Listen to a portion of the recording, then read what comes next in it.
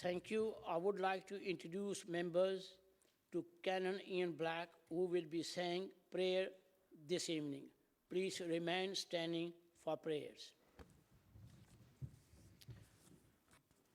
Two prayers this evening. Firstly, one, given our concerns at the moment for the environment and our place within it, a prayer which has been in the cathedral for the last 2 years over the two major exhibitions, the Moon and Tim Peaks exhibition and the one Museum of the Earth, Gaia Earth, which was there earlier this year. Lord, time and space, all creation springs from your love. Earth, moon, stars and planets in their orbit. You give order to this universe, bringing life into being. As we gaze in awe and wonder and discover more about the cosmos, may we live in harmony with it, be deepened in faith, and rejoice with thankful hearts, for nothing separates us from your love, which reaches beyond every horizon, through Jesus Christ, our Saviour. Amen. And one inspired by a simple charter for good debate, as we pray for this council. God of truth and trust, as we pray for this council and the agenda before it, pour your grace upon its members.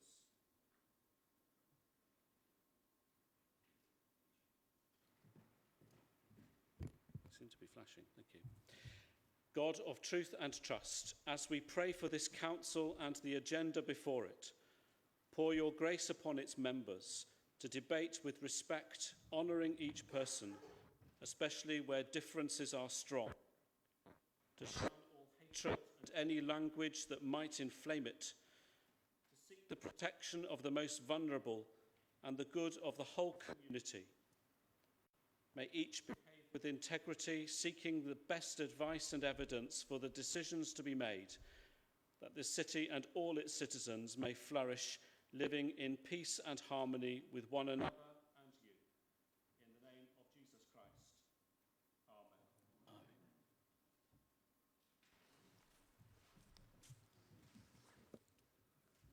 Thank you. Please be seated.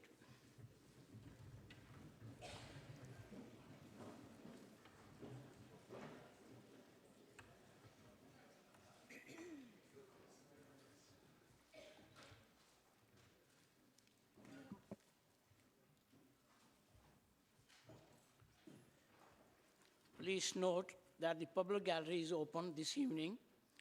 May I remind members of the public that they are here to observe the meeting. In the interest of safety for the members and officers, if there's a safety concern, then I will be forced to adjourn the meeting. In the event of the evacuation alarm sounding continuously, all persons should vacate the building by the way of the nearest available exit and proceed directly to the assembly point in front of the cathedral. If the alarm is an intermittent sound, this indicates a lockdown. Attendees should stay in their seats and wait further instruction. This meeting is also being live streamed. I therefore ask members to ensure they use their microphone when speaking. Please make sure all devices are connected to the corporate Wi-Fi network. Information on this has been provided at your seats. Members will have been advised of my intention to reorder the agenda to allow a full discussion of the motion submitted by the Councillor Walsh. As you will see in the updated additional information pack, this motion has now been withdrawn.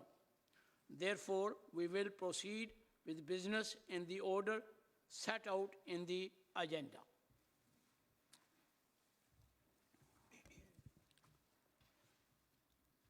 Agenda item 1, apology for absent. We've received apologies from Councillors Judy Fox, Nadeem, Ayres, Hussain and Yurgatani. Are there any others this evening? Item number 2,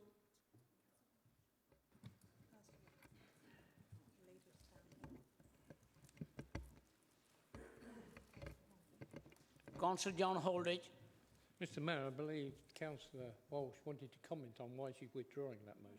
No, later. That will be later. Thank you. Agenda item 2, declaration of interest. Are there any declaration of interest from members this evening that are not already recorded separately on their individual register of interest? Councillor Hiller. It is on my declaration of interest, Mr Mayor, but I think I ought to declare an interest as a board member of Meacham Homes. I understand there's a motion later in the agenda that concerns Meacham Homes and a plot of land in Stanground, so I won't be taking part in either the debate or indeed the vote. Thank you, Mr Mayor. Thank you. Agenda item 3, minutes of the meeting held on the 24th of July 2019. The minutes of the full council meeting held on the 24th of July 2019 are shown on pages 3 to 46 of the agenda book. I would like to move approval of the minutes. Do I have a seconder? Thank you. Is that agreed? Thank you. Agenda item 4, Mayor announcement. I have no announcement, so we will move on to the next item.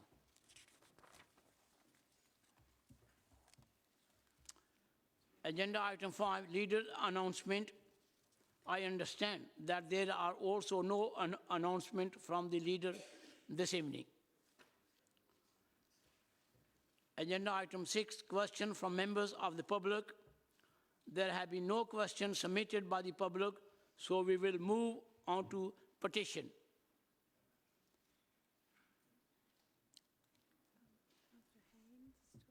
Councillor Hain.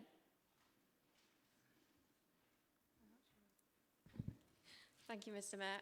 I have a petition here from residents, teachers, parents who live and use the Wootton Avenue, St Margaret's Place, St Margaret's Road and Victoria Street, as they would like to have this petition submitted for a 20-mile-an-hour zone, please. Thank you. Thank you.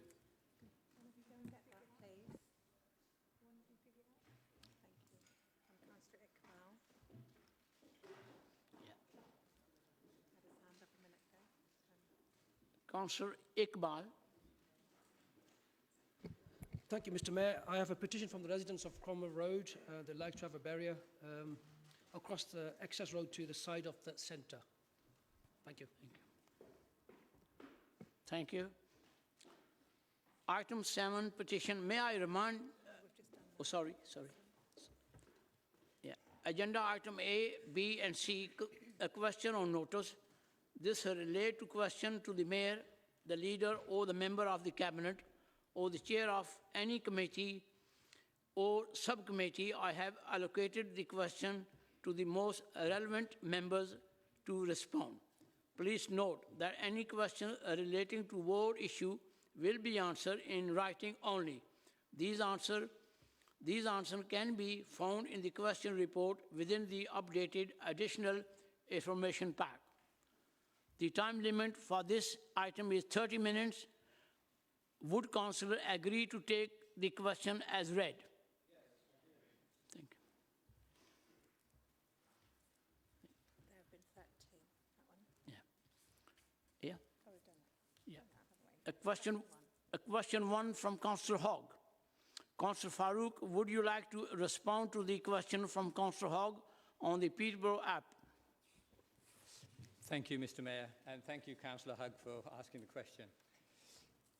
In April, we made members of the public aware that the Peterborough reporting app was no longer in use, and we communicated this by using our social media and our website. We also advised the replacement tool was being developed. Reports that people would have made using the app could be made on the council's website on peterborough.gov.uk/report. I'm pleased to inform you today that the final phase of user acceptance test on Fix My Street is going live soon. The functionality test has been taken place on highways, Within a matter of weeks, further functionality on tree maintenance and fly tipping will take place. The new app is much more efficient than the former My Peterborough app, as it will link directly to the council's reporting systems and negate the need of same information to be input into the system, which was a drawback of functionality of Peterborough app. Thank you. Councillor Hogg, do you have a follow-up question?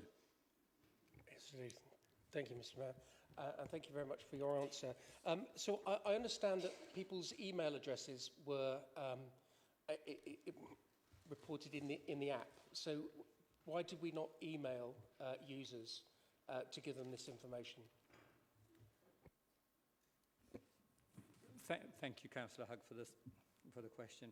Yes, we tend to use the normal communication channels to report back to our residents, and which are our social media and our website. Thank you.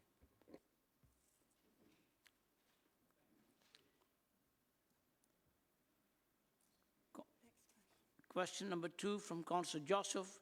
Councillor Hiller, would you like to respond to the question from Councillor Joseph on affordable homes in planning applications? Yes, Mr. Mayor, and I thank Councillor Joseph for the question. The reality, Councillor Joseph, is that the headline percentage you cite for the provision of affordable housing is not actually the blanket requirement for all housing development applications in Peterborough. As a valued former member of the Planning Committee, your group leader, Councillor Nawaz, will be aware that we are virtually compliant with all of our delivery of housing as a percentage of eligible consents. The default position of this council is that we can and will seek the delivery of policy compliant 30% levels of affordable housing, but of course only on those developments where the policy takes effect. You might not be aware, Councillor Joseph, that the planning policy of seeking 30% affordable housing provision can't be applied to all housing developments we approve, as your group's current, long-standing and experienced planning committee member, Councillor Iqbal, I'm sure will have told you if indeed you'd asked him. The 14% figure you cite doesn't take into account these and other limitations, so it's simply not true for you to suggest that this council is somehow failing in its duty to endeavour to provide the correct level of affordable housing. Indeed, albeit with a far worse temporary accommodation and homelessness situation than Peterborough, Labour and Liberal Democrat-controlled Milton Keynes Council has a virtually identical approach, as you'll find if you read their Affordable Housing DPD 2019. Looking at the sites that have come forward, Councillor Joseph, in Peterborough, where the affordable housing policy can be applied, since 2014 and 15, we have in fact achieved nearly 30% affordable provision in a very challenging housing market. Thank you, Mr. Mayor. Councillor Joseph, do you have a follow-up question?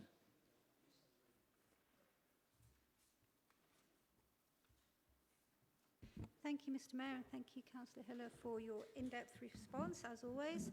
Can you tell me how often it is that we are falling short on certain developments of the affordable homes target, as in outside developers, not in the ones for joint ventures with people such as Meacham Homes?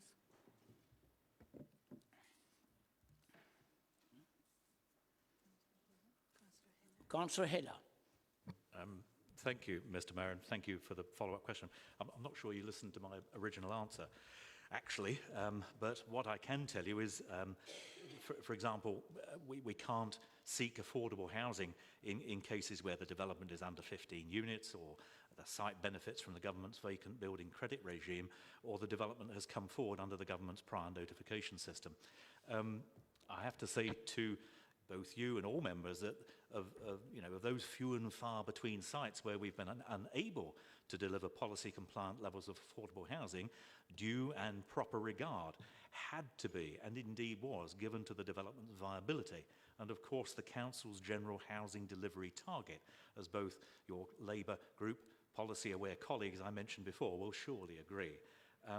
And indeed, I'm sure you yourself will agree, Councillor Joseph, it's far better to have some affordable housing rather than none at all, which would certainly be the case if planning consent was refused on those few occasions. Thank you.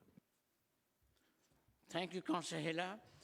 Question number 3 from Councillor Shah Nawaz. Sorry. Councillor Farouk, would you like to respond to the question from Councillor Shahnawaz on the cost of unused mobile phone? Thank you, Mr. Mayor, and thank you, Councillor Nawaz. To allow staff to work in a different way without dedicated desks or office following the relocation to St Martin House, in the process of releasing £300,000 worth of savings, they were supplied the necessary equipment to work more flexibly, including laptops and mobile phones. This August, a year on from the move, we have carried out the stock take and identified further savings. The Council has now completed its review, contacting 199 Peterborough City Council staff who had been allocated phones identified as being unused or rarely used in the past 2 months.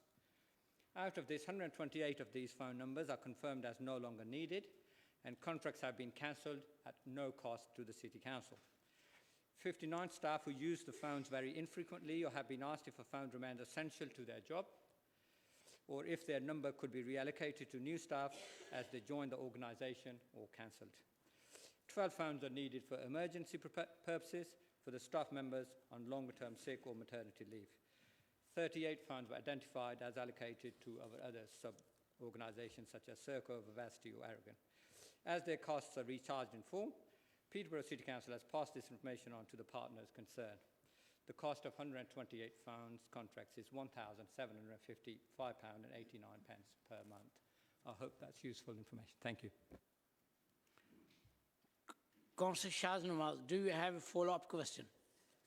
I do, and thank you, Mr. Mayor, and thank you, Councillor Farouk, for your response. In view of the fact that we have a large number of unused phones, what changes have you implemented to our systems and processes to ensure we are making best use of taxpayers' monies? Councillor Farouk. Thank you, Councillor Nawaz. As far as the telephones is concerned, as a businessman, Councillor Nawaz, you're full aware that for a business or an individual to function efficiently, they need all the tools to achieve this. But coming away from that, we are reviewing all the processes, all the resources, whether it's human resources or whether it's IT, and ensuring that they're used optimally and get full benefit out of them. Thank you.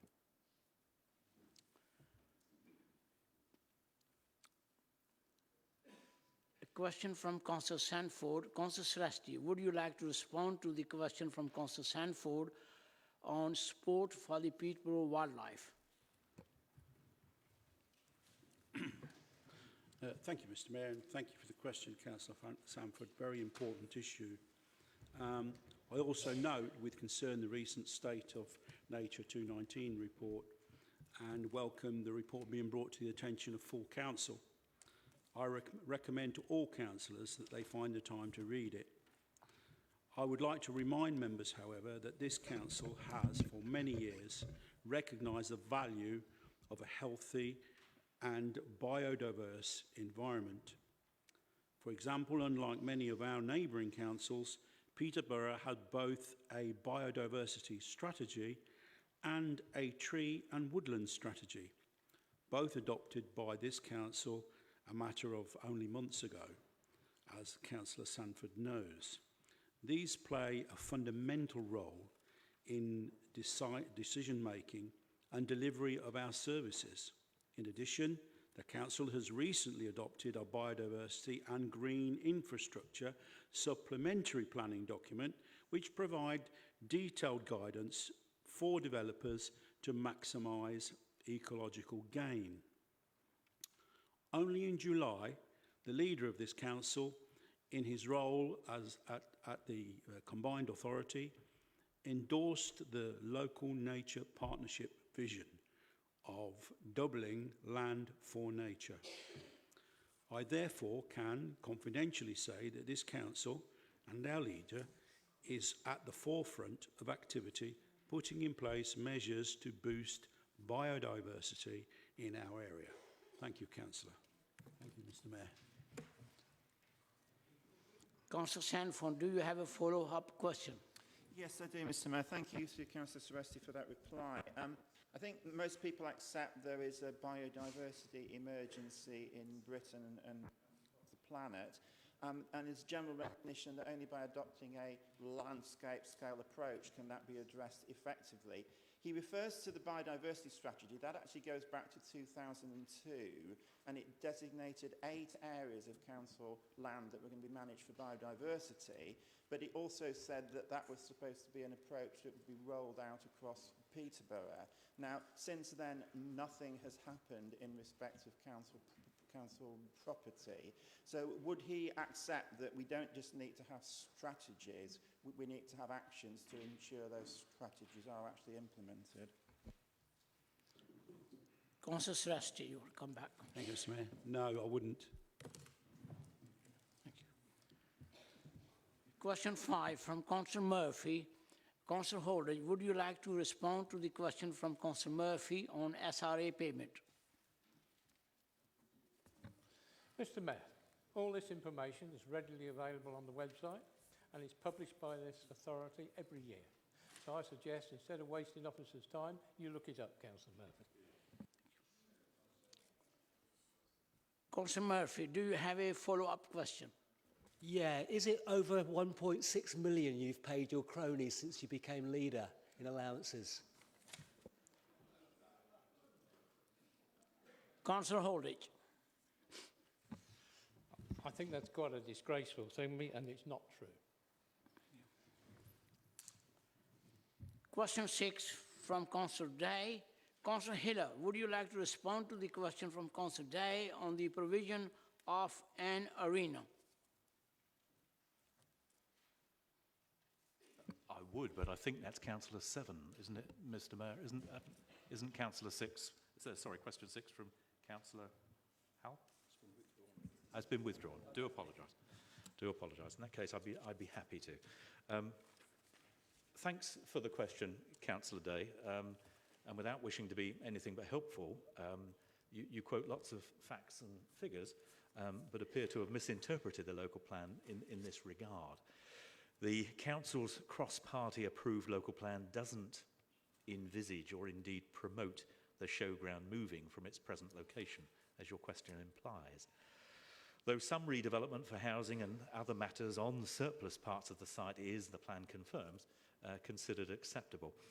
Mr. Mayor, it would be inappropriate, I think, for either myself, Councillor Day, or indeed this full council to speculate on what proposals will come forward and whether any such proposals require consideration of any relocation of the showground. Any such proposals will no doubt be carefully considered in due course by members of the Planning and Environmental Protection Committee. Thank you, Mr. Mayor. Thank you, Councillor Day. Councillor Day, do you have a follow-up question? No, thank you for that response, Councillor Hiller. Thank you. Question 7 from Councillor Ash. Councillor Hiller, would you like to respond to the question from Councillor Ash around Rhubarb Bridge and traffic into the city? Yes, Mr. Mayor, of course I would.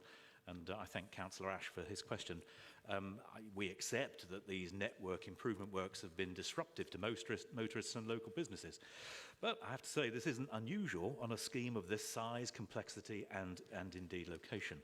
What I don't accept, however, Mr. Mayor, is Councillor Ash's assertion that the capacity increase works here have had an impact on road safety. I've seen no evidence to support that.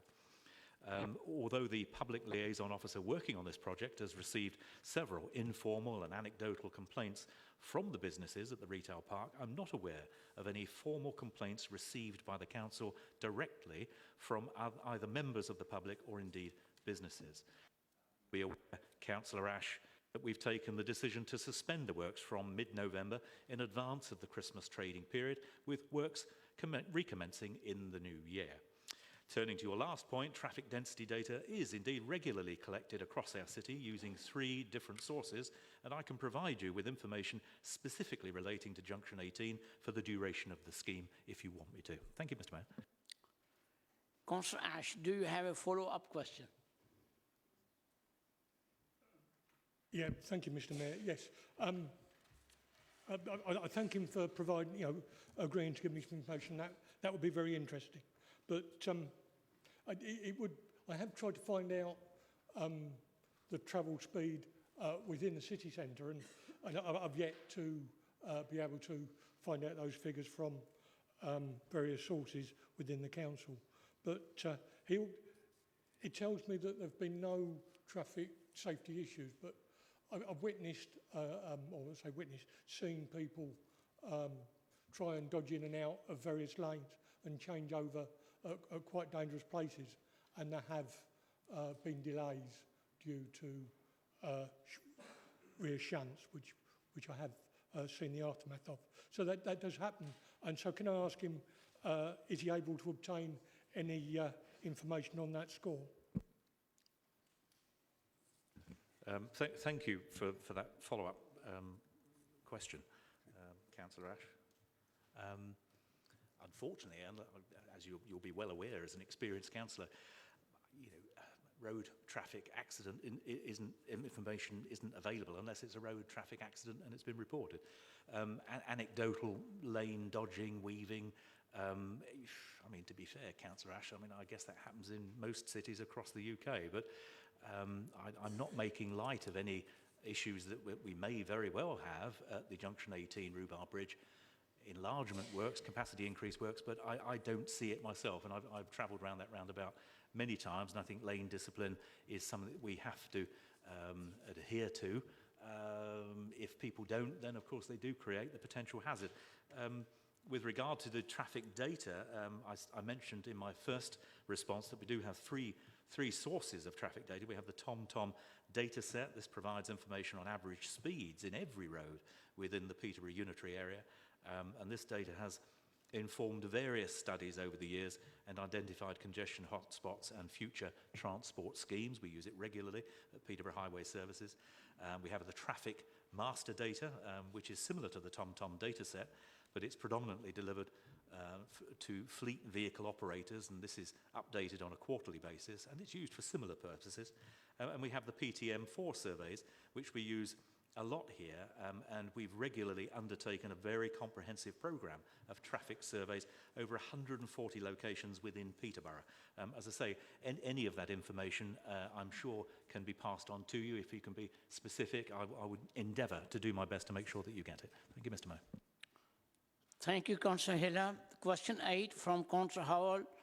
Councillor Celesti, would you like to respond to the question from Councillor Howell on code fly tipping fines? Thank you, Mr. Mayor. Thank you, Councillor Howell. I think that fly tipping is an awful thing to do. I was driving, I came out of my nursery car park the other day, driving to Bamber Street, and there on the right-hand side, in a parking bay, somebody in a van was unloading all of their rubbish onto the grass verge by the side of the car parking. And when you imagine, of course, I stopped and went back and started taking photographs, and that person got out of the van, back onto the grass verge and loaded his van up again and then drove off. And what I should have done was pass those photographs on to the enforcement team. But unfortunately, I didn't get the van's registration number. But, you know, it's not just a question of, you know, wide-reaching economic, social and environmental consequences.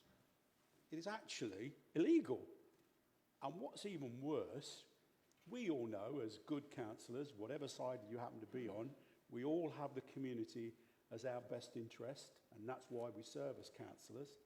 If this fly tipping costs us, and the cross-party group had said some numbers in their report between $250,000 and $750,000 a year, just think about it.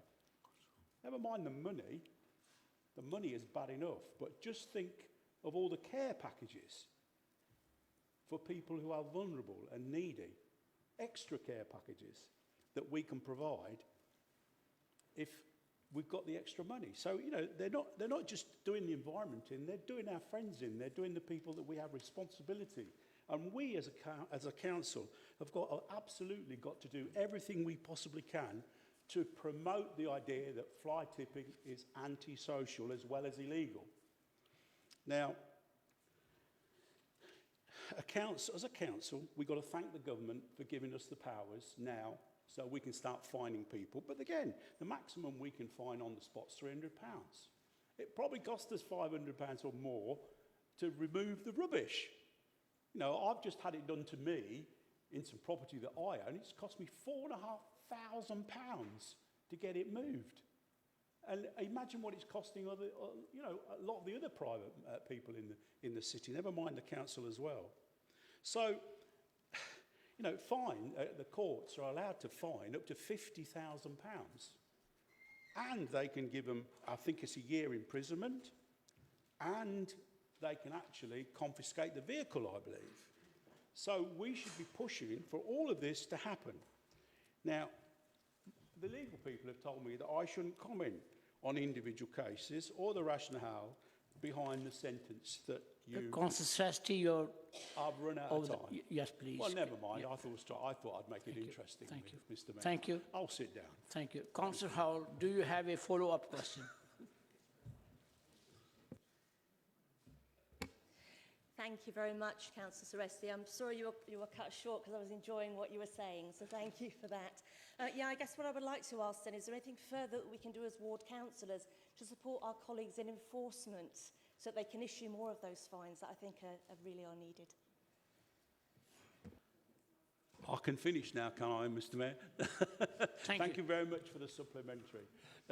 Yes, I mean, all of us should be doing it. The council itself will be hoping to organise various meetings with the judiciary and to see if we can explain how difficult it is for our community, and that perhaps the fines should actually tally with the crimes. Now, I was told I wasn't supposed to mention the individual case or the rationale behind the sentencing. I won't. But if I was the judge, there would have been a lot higher than they got. That they got. You know, how can you fine somebody, whatever it is, when the costs are even more than the fine? It makes sense. Thank you very much. Thank you, Councillor Sesti. Question 9 from Councillor Shah Nawaz. Yeah. Councillor Allen, would you like to respond to question Councillor Shah Nawaz about rent paid to the staff and Phillips? Yes, indeed. Thank you, Mr. Mayor, and thank you, Councillor Nawaz, for the question. The council... what was that? Bells ringing near me, sorry. The council made a difficult decision almost 3 years ago to lease accommodation at St Michael's Gate after being approached by Stephen Phillips managing agents on behalf of Paul Simon Magic Homes, who had acquired the properties.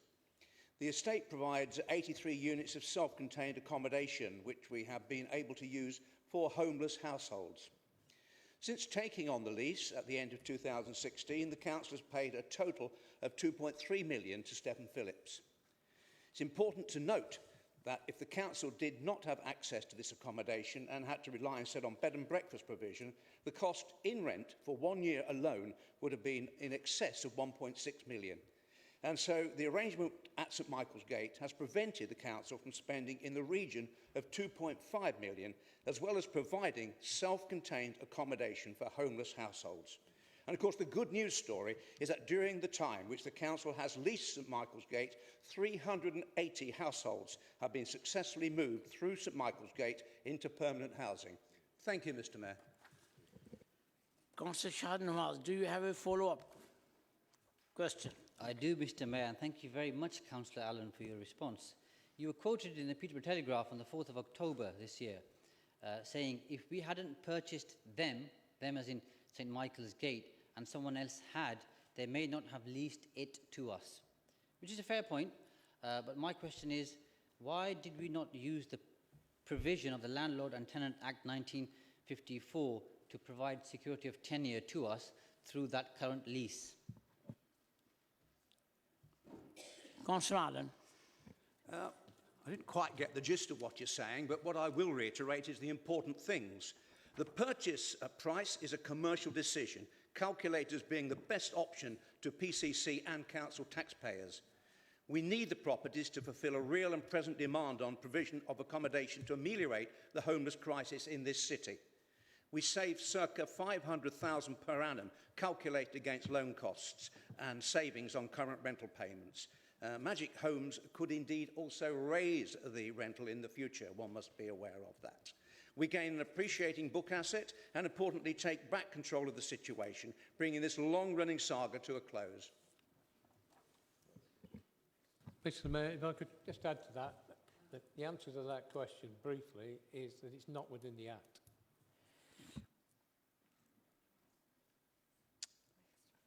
Question 10 from Councillor Murphy. Councillor Seaton, would you like to respond to a question from Councillor Murphy on the council budget position?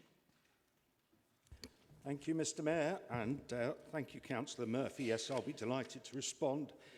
I report the in-year budget position at each Cabinet meeting, and those reports are also presented to full Council. They provide a forecast of the potential end-of-year financial position. In effect, the financial risks we need to manage in the coming months. The last reported risk level was £5 million, and the actions to be taken are set out in item 9B of the full Council agenda for this evening. Thank you, Mr. Mayor.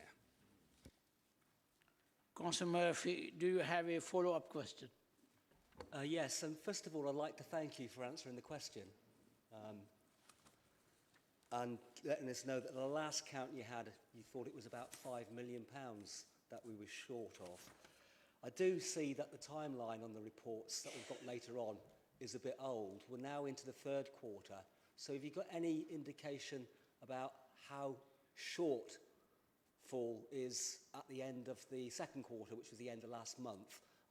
Except not all the figures will be in, but we know that Chief Executive Department, etc., and so on, from the tables before us tonight, are going to be spending more than we thought. And we know you weren't going to get the savings from the county council joint working, etc. So is that 6 million more like 12 million now?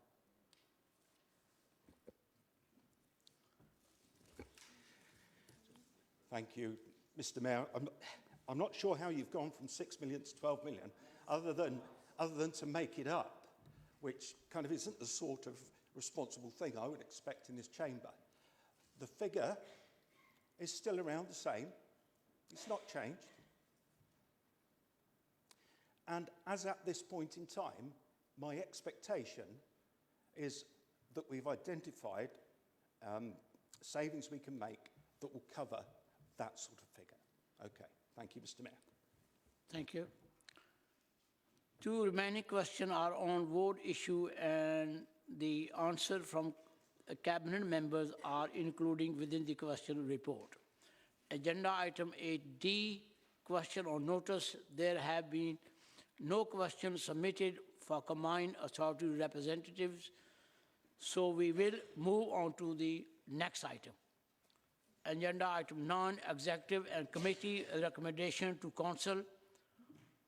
Item 9A is in relation to the Cabinet recommendation on the Cambridgeshire and Peterborough Mineral and Waste Local Plan proposed submission, and can be seen on pages 47 to 230 of the agenda book. Councillor Heda, would you like to move the recommendation?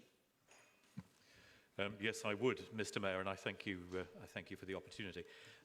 Council will recall over the past year or so, we've approved a first and second draft version of our new Minerals and Waste Plan for public consultation. A plan being prepared jointly with Cambridgeshire County Council. I'm pleased to say, members, we've continued to make good progress on schedule and on budget towards the third and final consultation version presented to you this evening. All representations received during the previous two very involving consultations have been carefully considered by officers of both this council and Cambridgeshire County Council, and we can now confidently move to this last consultation stage. Once approved today, and provided the County Council has no substantial concerns through its approval process, the plan will undergo the final consultation from November. There's a lot of consultations in there, isn't there? Bear with me. The plan you now see is largely similar to the previous consultation version, reflecting the fact that there was a limited commentary before, and there's been no fundamental change in either national policy or local evidence in the meantime. That said, The plan is now, of course, reflects the climate change motions agreed by both this council and the county council, including some further refinement and strengthening of the environmental protection policies. These changes will create better and more sustainable development in our area. As well as the previous extensive public consultations, both the Cross-Party Growth, Environment and Resources Scrutiny Committee and the Planning and Environmental Protection Committee have had several opportunities to discuss and review the emerging plan, and I'm pleased to say that neither cross-party committee has raised any concerns with what is being presented to you today. Finally, Mr. Mayor, can I remind members what the agenda report states? That the main recommendation is to proceed to the next 6-week consultation stage, after which we will submit the plan for independent examination during 2020. And I'm confident, after all the diligent and painstaking work conducted by our very capable officers, that the plan I'm now recommending for its final consultation should be supported by full council tonight. I'm also confident the plan will find favour with a government inspector in due course. Thank you, Mr. Mayor. Thank you, Councillor Hiller. Councillor Sresti, will you second the recommendation and either speak now or reserve your right to speak later in the debate? Yes, Mr. Mayor, I will second the recommendation and reserve my right to speak later. Thank you. Can I call upon any other speakers?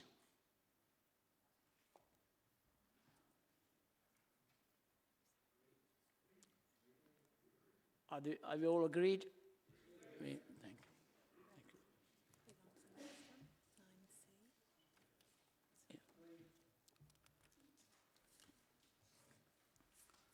Agenda item 9C is in relation to the Constitution, Ethics.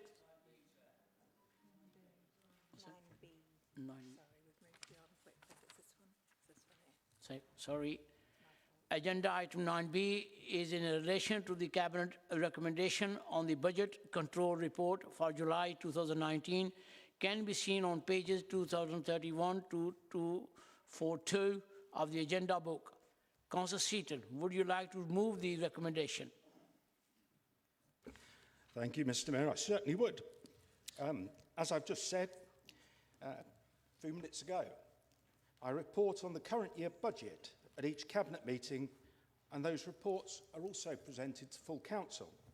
They provide a forecast of the potential end-of-year outturn. In effect, they're an estimate of the financial risks we need to manage. As this report states, if we take no action, the end-of-year risk stands at just short of around £6 million. That was the position in June, and it's still my best estimate. We've therefore been working constantly to address that risk. But as I told Cabinet, I want to go further. I want to put £4 million back into reserves to meet future transformation costs and have a sensible buffer for any future issues that may arise. Just like life, our activities as a council, and indeed as a country, never run smooth. Best practice recommends usable and general fund reserves of 5% of gross turnover. Achievement of this plan will help raise the level of projected usable and general fund reserves to £14 million, which is close to that 5% target. We've therefore reprofiled budgets for the second half of the year with all departments apportioned revised targets. These are set out in section 5 of the report, and I seek your agreement to them. We are working with departments to ensure they can deliver to these new targets. My view as at today is that this can be achieved. As part of that, we've introduced a tough challenge process on non-essential spend. For example, furniture and equipment, training, deferring spend to future years. Areas where spending will continue, but where it will be closely monitored for validity, are existing staff payroll and pension costs, expenditure on goods and services already received, expenditure required to deliver the Council's provision of statutory services, urgent expenditure required to safeguard vulnerable residents, expenditure funded through ring-fenced grants, and expenditure necessary to achieve value for money and or mitigate additional in-year costs. Since May, a business case has been required for any spend of £10,000 and over and for filling vacancies. This strong challenge and ensuring compliance with it will be extended and monitored on a weekly basis. Our Acting Director of Finance is also providing regular updates to staff through Insight. Finally, the capital programme is now at the £80 million level set out in earlier monitoring reports reflecting previous year's spend.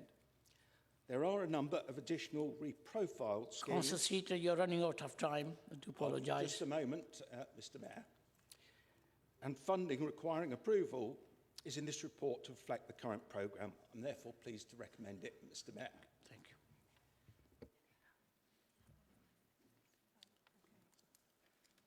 Councillor Colwood, you second the recommendation and either speak now or reserve your right to speak later in the debate. Councillor Thank you, Mr Mayor. Yes, I rise to second the recommendations in this report and I reserve my right to speak later. Thank you. Thank you. Can I call upon any other speakers? Councillor Iqbal. Thank you, Mr Mayor. How confident is the Council that it will meet the 9.8 million of the budget reduction in the second half of the financial year? Why have the budget pressures of 9.8 million set out in 5.4 not been sorted out in previous budgets? Thank you.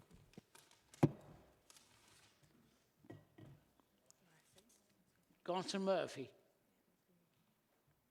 Oh, sorry, you take all the questions together, yeah? Okay. I want to rise on this matter because I'm a little bit concerned about the forecasting, and I thank Councillor Seaton for his report. In the previous question, he said there was 5 million to find. I said it was 6. Just now when he presented his report, he said there was 6 million to find. So we've already moved £1 million in the last 15 minutes. I think as a group we're minded not to accept this because the forecasting figures are not up to date and they're not good enough. I also want to know, the BBC were worried today, they contacted me, I couldn't tell them much about the council budget, but the 1% borrowing requirement that came in on Thursday, how's that going to affect the money we were going to make out of the deal on the hotel? How's it going to affect other things? It's going to cost us, or the deal's going to go and cost us completely. Adult social care pressure seems to be massive up and down the country. Now, earlier, when he answered the first question, Councillor Seaton said he thought it was about 5 million they had to find over the rest of the year. That means you've already found 424,000, according to this report. So I'd like to know how you found that, where that's come from, just an indication. But that still leaves 5 million, but now you've said it's 6 million to find over the next 5 or 6 months. That's over £240,000 a week this council has to find in savings to balance the budget. £240,000 per week. How on earth are we going to do that? Thank you, Councillor Murphy. Councillor Wigan. Thank you, Mr Mayor. I wanted to ask about the use of Grant Thornton as consultants. As everyone will be aware, the consultancy has been used to make savings, but I wanted to know how much out of the expected overspend is made up of consultancy fees, and is this not adding to the overspend? And are we unable to source these kind of work from our brilliant council officers? Thank you. Councillor Sandford. Thank you, Mr Mayor. In the recommendation, one of the things we've been asked to agree is that the capital budget environments over £0.5 million. And I presume that's what's in the table on paragraph 5.1 of the Cabinet report. But there's not really very much information on what these items are. And in total, they add up somewhere in the region of £12 million. So I just think I'm nervous about actually agreeing something, for moving £12 million on the basis of just one sentence. For example, the second one in the column says, other grants, section 106/SIL, schemes which have been identified since the MTFS was approved. No information about what that refers to. Councillor Seaton, would you like to sum up? Thank you, Mr. Mayor. I suspect what I'm taking from that is we probably need some sort of teaching for councillors as to how council funding works, because there were some real misunderstandings there. I was particularly struck by Councillor Murphy, who, again, was plucking numbers out of thin air. Sorry, Councillor Murphy. At one point, I rounded down. At the next point, I rounded up. Right? You said 6 million, so the next time I mentioned a number, I rounded up 6 million, so we weren't out of line. Right? That's all it was. The actual number is 5.4 million. But if you want to... Councillor Murphy, can I ask you why you're standing? Rising on a point of order, on a point of personal explanation. Are you saying we're rounding up in this council by £1 million up and down? No wonder our finances are in a situation where we can't support this tonight. Can I ask you to sit down, I suppose I could compare it, Councillor Murphy, to your rounding up from 6 million to 12 million. Right? Sorry, at one point, I rounded down from 5.4 to 5, and I was then talking about 5.4, I rounded up to 6. It's 5.4. It's in the papers that we've all got. I didn't realise that I had to give you an exact number each time, because it's in the papers you will or perhaps will not have read. Okay? You know, you're quite right that the Public Works Loan Board has increased the level for borrowing by 1%. Yes, that could potentially impact on the deal we're doing with Hilton. I haven't looked at that particular position yet, but there could be an impact. I suspect it will be a small impact, 1%. Councillor Wiggin raised a couple of points. Grant Thornton have nothing to do with the savings we are making in year, and that is what this paper is about. Okay? The actual cost of Grant Thornton has been discussed with group leaders. They're aware of that detail. They know that. You made a really interesting point, and I think it's a really important point. Can we just not ask our staff to do this work? Can we not ask our staff to go through every single contract we've got? Objectively. Yeah? They've got to look at it objectively. Can we not ask our staff to go through all our big processes? Can we not ask our staff to go out and negotiate with our big suppliers? They have a day job. They have quite a serious day job. And we have cut the resource down. In fact, we've got a motion later from Councillor Murphy that says we're asking people to do more work. And we are. We're asking them to do more work. To then turn around and say, we want you to go through the real detail and challenge, and we've done this before, and it's not worked. Yeah? And challenge officers. Councillor Seaton, please, can you... It's time up, please, Councillor Seaton. Thank you. Thank you, Mr. Mayor. I think I've made the point. Councillor Cole, do you want to come back? Councillor Cole. Thank you, Mr. Mayor. Yes, I rise to recommend this report to Council. It's very simply a way of balancing the books within the year. It's been very carefully considered, and I think we should have a vote of thanks to all of our officers in the Council who've worked extremely hard to identify the way that these savings can be made most effectively. And I therefore recommend this to the Council. Thank you, Mr. Mayor. Thank you. We will now move to the vote. Thank you, Mr. Mayor. Can I hand over to Rachel, please? Councillors, we're now moving to vote on item 9B on the Budget Control Report Cabinet recommendation. So to vote in favour, it's your green button. To vote against, it's your red button. And to abstain, it's the yellow button. The vote is now live.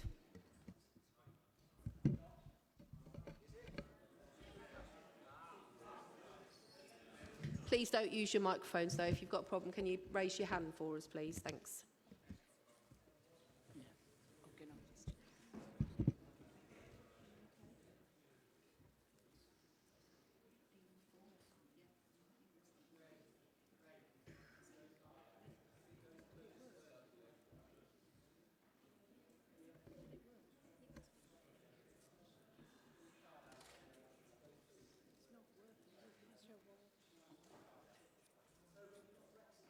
Going here now? No, finish. Yeah, once this vote's taken, we'll go on to that one. Yeah, in a minute.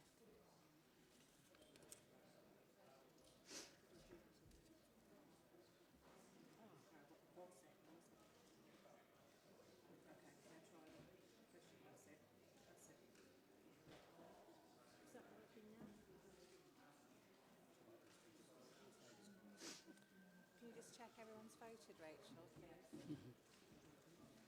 I've got one person that hasn't voted at the moment. Oh, okay. Oh, no, we know that. We know they've given apology. Is it some... Oh, I see, right, okay, that's fine. Okay, go. Yeah.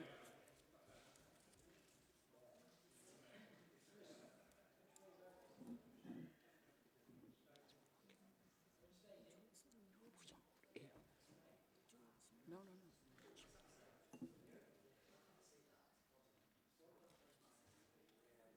Going to be read out in a minute.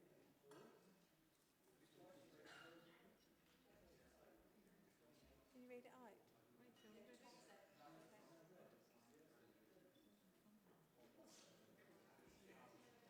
Thank you. The results of the votes are 28 for, 3 against and 24 abstaining. Therefore, the recommendation is agreed.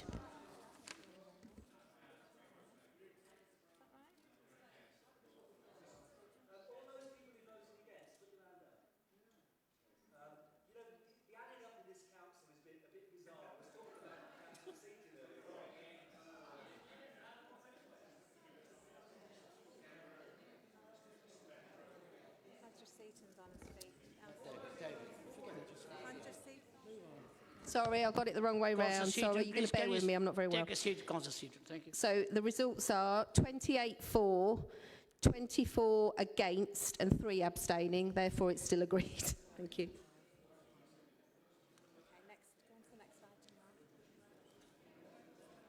item. Agenda item 9C is in relation to the Constitution Ethics Committee recommendation on the update on the review of the security guidance and function, and can be seen on pages 243 to 274 of the agenda book. Councillor Seaton, would you like to move the recommendation? Thank you, Mr. Mayor. There are 2 recommendations here. May I suggest to our Democratic Services team that we vote on them as 2 separate items, please? I'll introduce them, but I think we need to vote on them as 2 separate items. The committee has discussed over several meetings the statutory guidance on overview and scrutiny in local and combined authorities published by the Ministry of Housing, Communities and Local Government in May 2019, and have made the following recommendations. The first one is to update the Council's standing orders in relation to the Council's call-in procedure to allow any 3 councillors who sit on a scrutiny committee to be able to call in both key and non-key decisions made by the Executive. The current practice is to allow any 2 members of the relevant scrutiny committee to call in any key decision, which is in line with guidance issued by the Centre for Public Scrutiny. The second recommendation is to update the current functions of the scrutiny committees as detailed in the report to Constitution and Ethics dated 30th September in your Council agenda. These recommended changes will ensure that the remit of the 4 scrutiny committees align with recent changes in some of the Directorate's responsibilities, and that all the joined-up working for Think Communities is under one committee, which is Adults and Communities. I'm pleased to recommend the report to full council. Thank you, Mr. Mayor. Thank you, Councillor Seaton. Councillor Bashir, will you second the recommendation and either speak now or reserve your right to speak later in the debate? Yes, Mr. Mayor, happy to second the motion and I reserve my right to speak later. Thank you. Can I call upon any other speakers? Councillor Sanford. Thank you, Mr. Mayor. I would like to propose that we accept all of the recommendations, both number 1 and number 2. I have to say that we had a very good debate on this at the Constitution Ethics Committee. And I find it odd to say, Councillor Seaton saying that there may be some dispute over some of them because it wasn't agreed unanimously, but there was nobody voting against it at the committee. So I particularly want to speak in favour of item 1. I think item 2 is probably going to be relatively non-controversial. Item 1 is basically reverting the council back to approximately what we had 2 years ago before the Conservatives pushed through a change in the scrutiny arrangements. If I can remind you what we had up to 2 years ago, had a situation then any 2 members of any scrutiny committee call in any decision made by a cabinet member. Now, the key point here is that did not result in a plethora of call-ins. I think we may have had 2 or 3 call-ins per annum.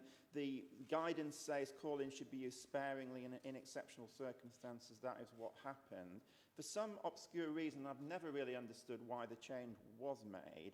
The change was made to say that only 2 members of the relevant scrutiny committee could call it in, and it could only be a key decision. Now, one of the key points is that our definition of what a key decision is has a very high threshold. It has to have a financial impact over 500,000. That reduces significantly the number of decisions that can be called in. And I think you'll see in the report that we now have somewhere between 0 and 2 call-ins per annum. Now, what we are now actually having this thing that you can only it has to be 2 members of the relevant scrutiny committee does discriminate against smaller parties, because what it means for smaller parties, they may not have anybody on the relevant scrutiny committee, so they can't sign a call-in notice. We're now a much bigger party than we were, so we have somebody on all the committees. Some of the other parties haven't.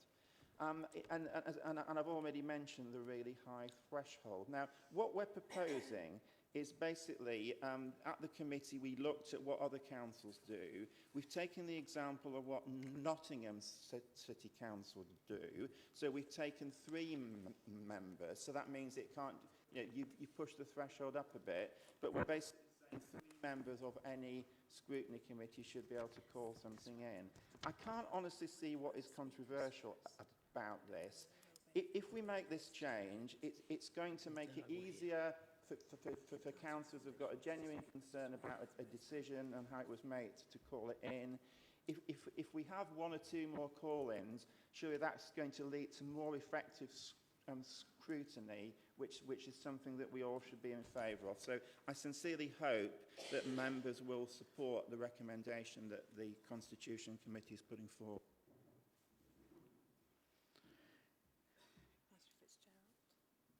Councillor Van Fitzgerald. Thank you, Mr. Mayor. On first glance, I would agree with Councillor Sanford that this really shouldn't be a significant issue. However, we all know that Councillor Sanford is an upstanding member of the council, wouldn't seek to take advantage of any situation by using this amendment to our rules. However, some others might. So therefore, I won't be supporting part 1 of that recommendation. And it's also in line with the guidance issued by the Centre for Public Scrutiny, the CIPS, on call-ins. So I don't see there's any reason to change it.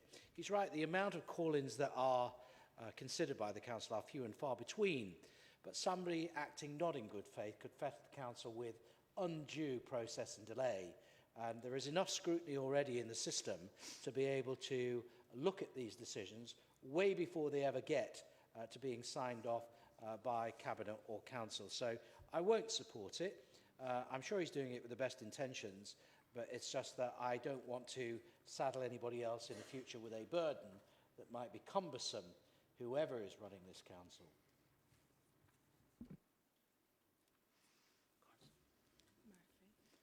Councillor Murphy, please. Yeah, thank you, Mr. Mayor. I didn't think I was going to have to speak. I thought these would go through because we had a good discussion at the committee and it went on. So, Councillor Fitzgerald has inferred that people might take advantage of the scheme. On call-in, you can only get it to call in if something's gone wrong with the consultation, the process, or the finance officer or one of the other senior officers wants it to happen as well so it can go to scrutiny. And with good decision making, you get your notices published early, your key decisions are clear, scrutiny discuss it, so you can't call it in. So people cannot be mischievous unless there is something about the decision that perhaps needs to be looked at. One of the reasons why we'd like to extend it to any three is to empower all councillors more, not just the opposition or members of a group. All councillors can call in. There's some very practical reasons as well. Some members find the call-in process quite daunting. They may not have had the training or the experience. It's like going on the radio for some people. It's quite daunting. And also, there are situations where you have to ensure that people attend at the meetings. So, for example, with two people, if somebody, well, not in Cambridge where there's bad traffic problems, but if somebody's public transport let them down or something happened at home to care for one of the children or they were poorly, officers could be lined up, all that work could be going on for a call-in process and there's nobody there to move it forward. So this is just to take account of that. We have asked the Secretariat and Democratic Services to look at those situations to see if we can avoid them, but this is one way of doing it. So I think, take it on board. There was no opposition to this at the committee, and if it does cause problems, which I don't believe it will, come back at the end of this year and see how it goes then. I can't recall any call-ins that have actually happened in the last year or two. Anyway, get your processes right and there won't be a call-in. If it's transparent, if it meets the rules and there's proper consultation and you've involved particularly the ward councillors, you won't be facing call-ins. Thank you. Are there any other speakers? Councillor Casey. Councillor Casey. Thank you, Mr. Mayor. I must admit, I'm very tempted to vote against this as well, but I'm looking at the second part of it, which is the reallocation of various things to the second part. And the bit that I'm a little bit concerned about is the amount of subjects that are being put on to adults and communities. There's a lot of things in there that I think it's going to overload the work. It's going to overload the work of that committee. One of the things in particular is the moving of libraries, arts and museums from growth to adults and communities. That puts it back to where it was a couple of years ago. And I've always seen the arts and museums as part of growth environments, about creating the economy, the arts economy in the city going forward. And if it goes back to communities, then actually it gets swamped by all the subjects and things that they talk about there, and it doesn't actually get a look in. It also puts it back in as a subject that's seen as something that needs subsidising instead of something that actually drives the growth of the city and gives people pride in what happens in the city. Thank you, Councillor Casey. Is there any other speakers? No?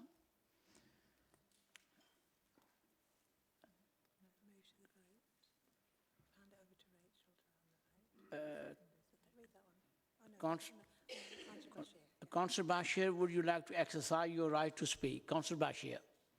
No, no. Councillor, I'm going to take the... Councillor Seaton, would you like to sum up? Councillor Seaton. Just briefly, Mr. Mayor, to respond to Councillor Casey, this has been agreed with scrutiny chairs and the senior officers. I think it aligns responsibilities with the scrutiny committees. Certainly, if there's too much pressure there on adults and communities, we can look at it again. I do have some sympathy, Councillor Sanford and Councillor Murphy, over this. And you're right, we had a good debate on the night. My recollection is myself and Councillor Simons abstained. In part, it had already gone one way because there were 3 votes against. My view is less about call-in being a burden and more about we've had some pretty awful call-ins. You know, I remember when we were first mooting a move from the town hall to Fletton Keys, we had a call-in, and one of the major arguments was it will kill Bridge Street. We've actually got more people in this building now than we used to have. Bridge Street, to me, is a lot busier than it used to be. If we had listened to that argument that was actually based on 0 information, we could have made a really bad mistake. So I think it's the quality of call-ins we should look at rather than the numbers. But thank you, Mr. Mayor. I am pleased to put the report to full council. Thank you. Councillors, I'm going to take 2 recommendations to be voted on separately and will now hand over to Rachel. Thank you, Mr. Mayor. Councillors, we are now moving to vote on the recommendation 1 on item 9C on the Scrutiny, Guidance and Functions Constitution and Ethics Committee recommendation, which relates to the call-in criteria. Okay, just the call-in criteria. To vote in favour, it's green. To vote against, it's red. And to abstain, it's yellow. The vote, hopefully, should be live.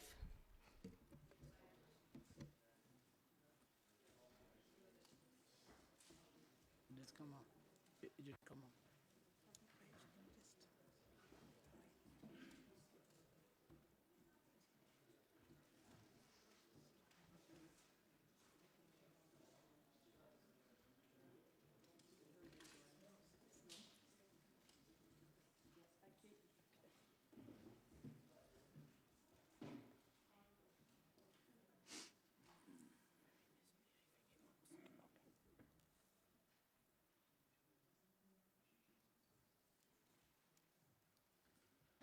Thank you.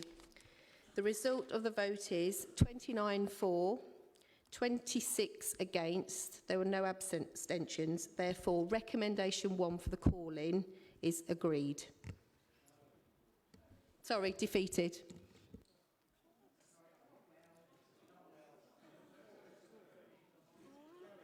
Point of order, Mr. Mayor. Can the officers read Carried. what's on the Wayne, screen? it was carried. Thank you.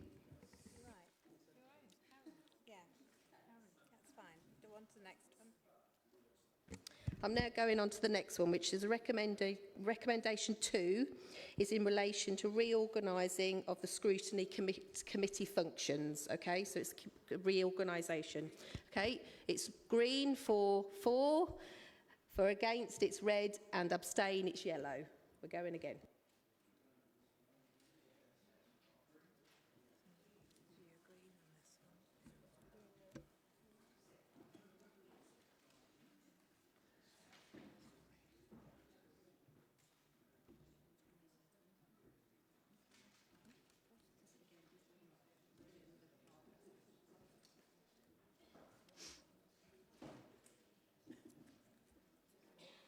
We still have one person that's not voted. Is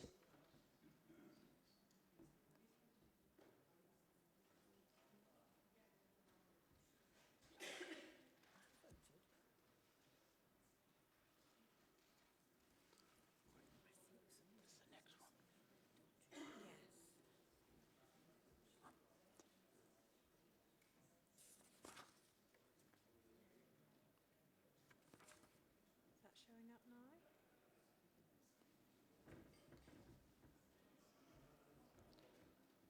Can you identify who it is?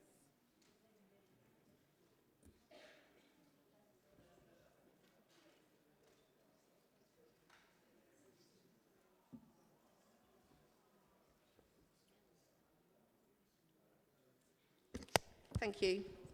The result of the vote is 53 for, 1 against and no abstaining. Therefore, the recommendation 2 is agreed.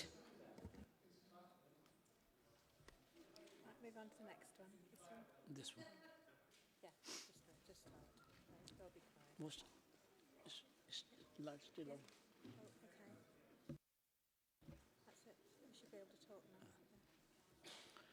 Agenda item 9D is in relation to the Constitution and Ethics Committee recommendation on additional council meeting and can be seen on pages 275 to 282 of the agenda book.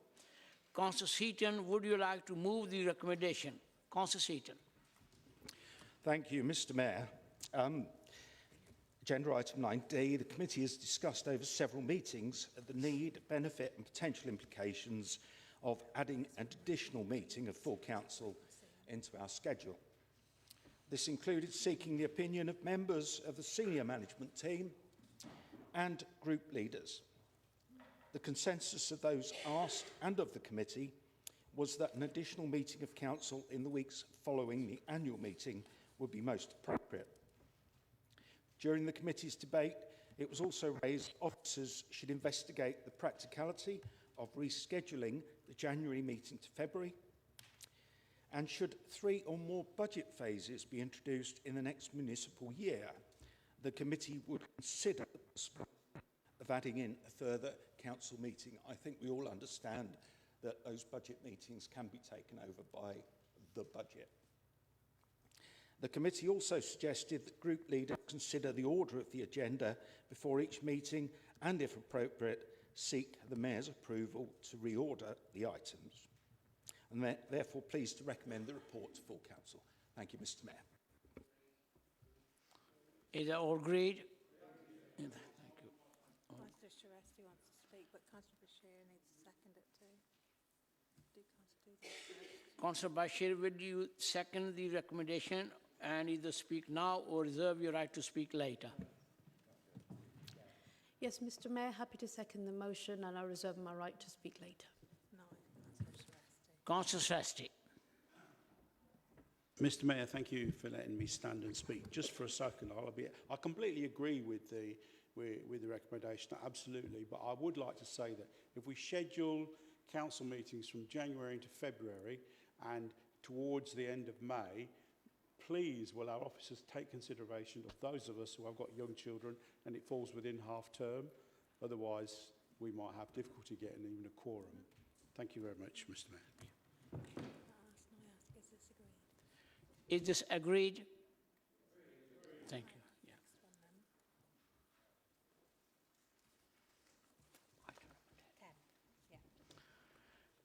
Item number 10, question on executive decision made since the last meeting. This is in relation to the record of executive decision detailed on pages 283 to 288 of your agenda book. Members may ask questions directly relating to each decision. The leader will introduce this item and any question will be answered by the leader unless he refers them to the another members.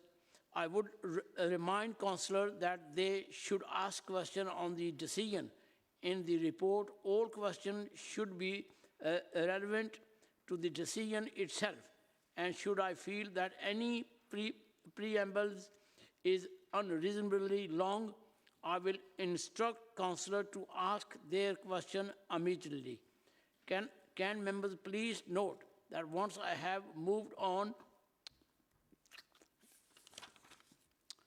I will not accept any question from previous pages.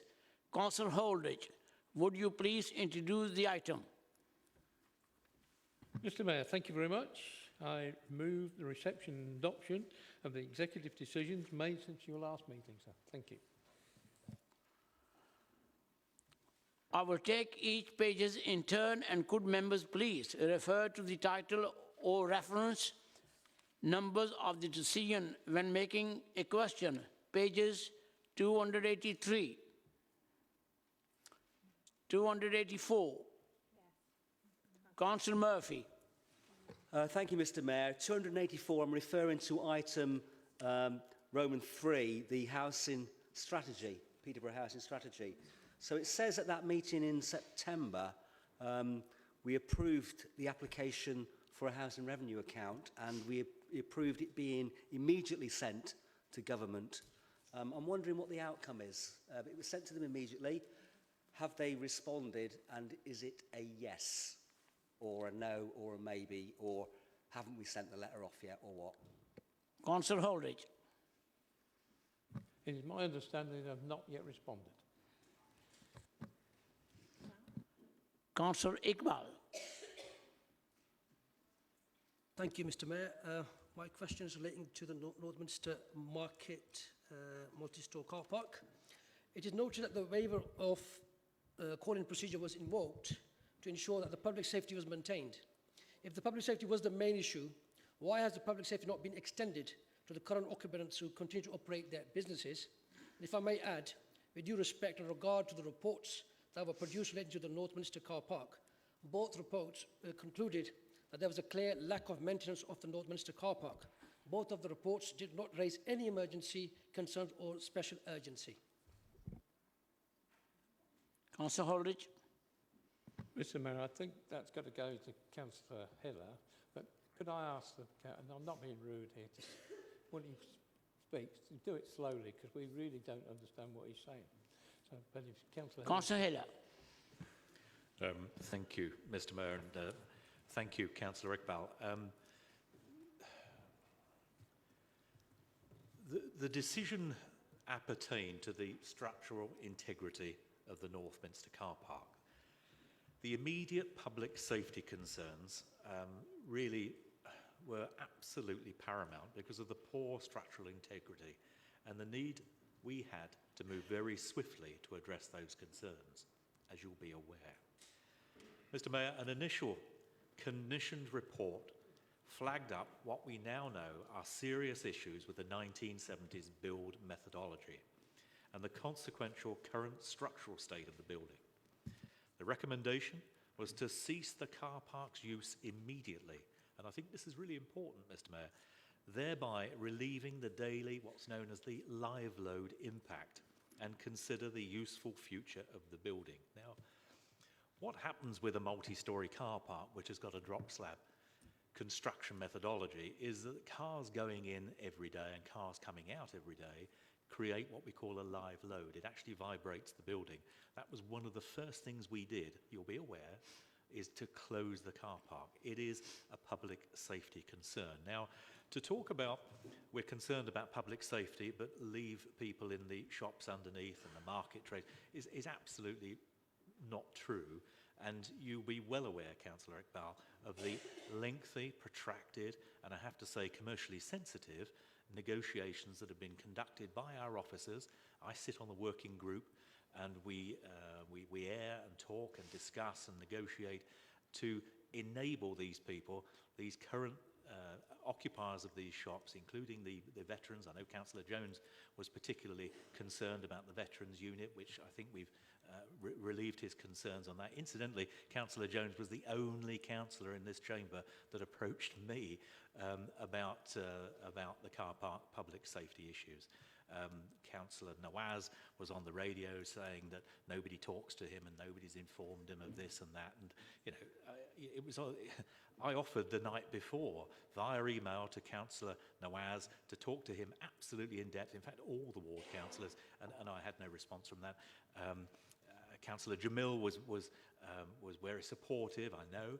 And to be fair, what we've had to do is make difficult decisions. Those decisions regarding the people that occupy the units underneath the car park aren't finalised yet, but we're nearly there.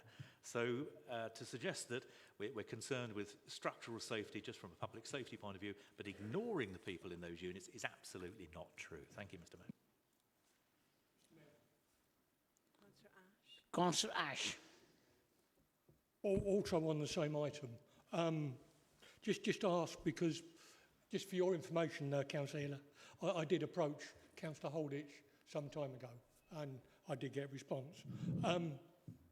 Yeah, I get about needing public safety and all that, but just really want to know what progress is being made about relocating some of the shops, because there was concerns about some of those shops and the service they provide. So just really seek further assurances from you that the services that are provided there will continue elsewhere. Thank you, Councillor Ash. I can reassure you that our officers, headed by Stuart MacDonald, have had and are engaged in extensive and in-depth consultations with the users of those units, and I can assure you that we are pursuing every availability to mitigate any financial loss, and also where asked and where appropriate to try and find alternative accommodation. I can assure you of that. Councillor Wigan. Thank you, Mr. Mayor. On the same item, I would like to ask, given the structural reports, which are very clear, it's obvious the car park had to be closed. I have no issue with the decision that was made.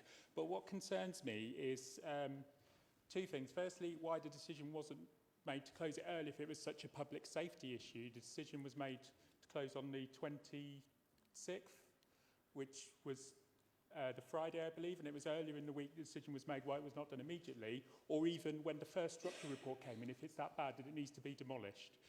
Could he explain further on that, please?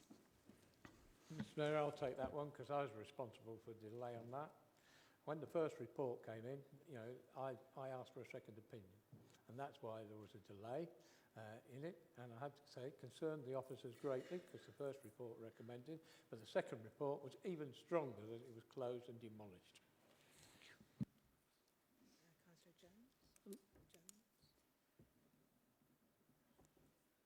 Councillor Jones, please. Thank you, Mr. Mayor. Just based on Councillor Hiller then saying about 1970s construction and the live loads, how many other buildings have we got in the city, and should we be looking at those just to make sure that we don't find ourselves in this position again? None. Councillor Haynes, please. Thank you, Mr. Mayor. I would like to ask, in a sense, why the car park wasn't demolished sooner. The report from Rolton says that it was initially inspected in 1997 and further reports and remedial work ceased in 2011-2012.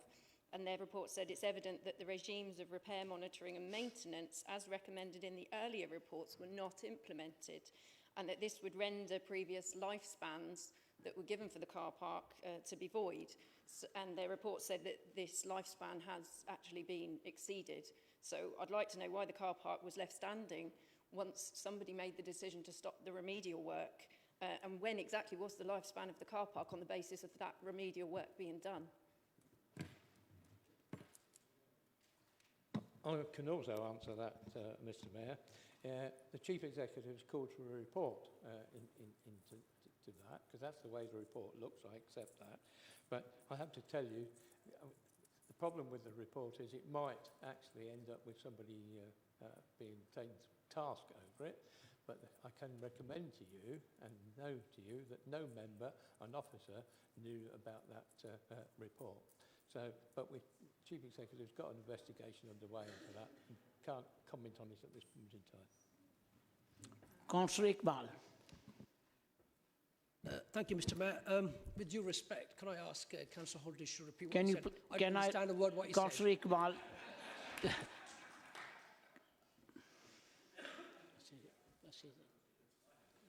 Okay. Page 285.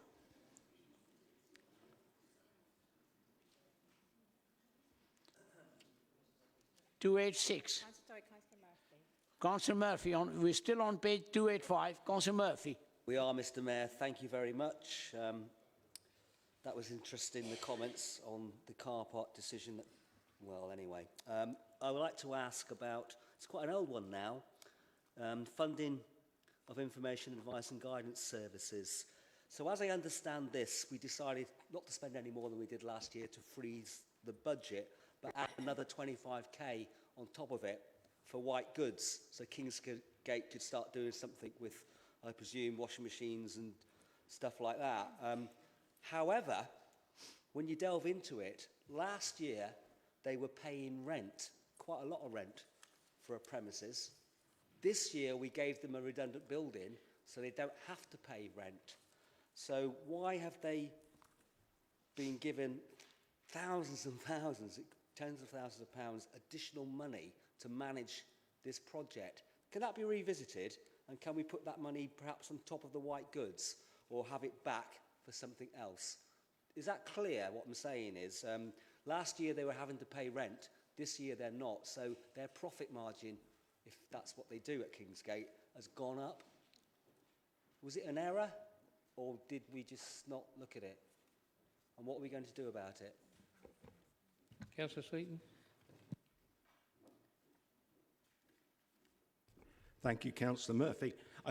It's not a recollection that the payment went up, but I'm happy to look into that and come back to you. Councillor Hogg. Thank you. I rise about the need for special urgency on the decision for the multifunction devices or the print equipment. It was a contract. Presumably at the beginning of the contract, you knew when the contract was ending. And so I don't understand why we have things that are happening that we know are happening, and then suddenly it's special urgency, we've got to get it done, when we know well in advance that this contract presumably is coming up for renewal. Councillor Farouk. Thank you, Mayor. Yes, we're just simply looking at value for money for our taxpayers, and if the new contract is so much cheaper than the old one, then we are not hesitant in changing that. Thank you. Thank you, Councillor Farouk. We're going to pay... I'm sorry, that doesn't actually answer the question. Can you please stand up first of all? Sorry, that just does not answer the question. What I want to know is why this is eligible for a special urgency when we knew in advance that the contract was up for renewal. Councillor Farouk. Acute financial situation means that we review it quicker and put it through quicker, so we save money for the taxpayers quicker.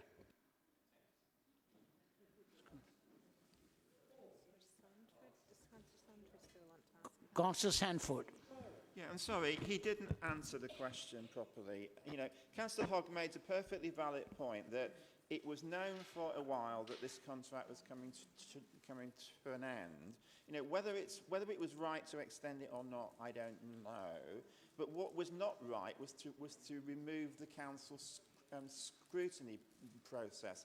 Will he not accept that that is an abuse of the council constitution, and he, as a cabinet member, should be behaving in a much more responsible way?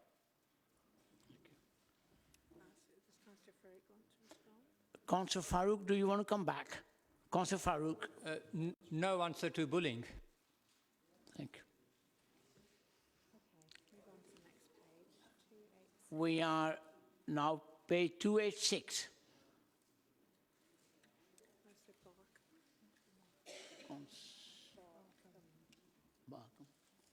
Councillor Barkham, please.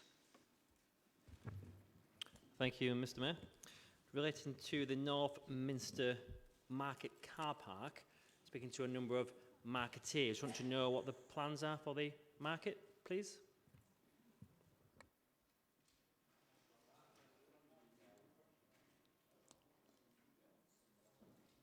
Yes, absolutely. Read the local plan.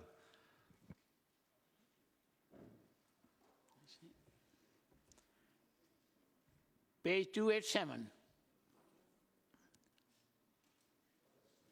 288.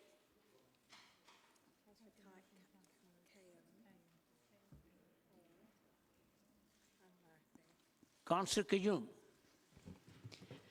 Thank you, Mr. Mayor. My question is in relation to page 287 regarding the National Child Measurement Programme contract delegation of function to Cambridgeshire County Council.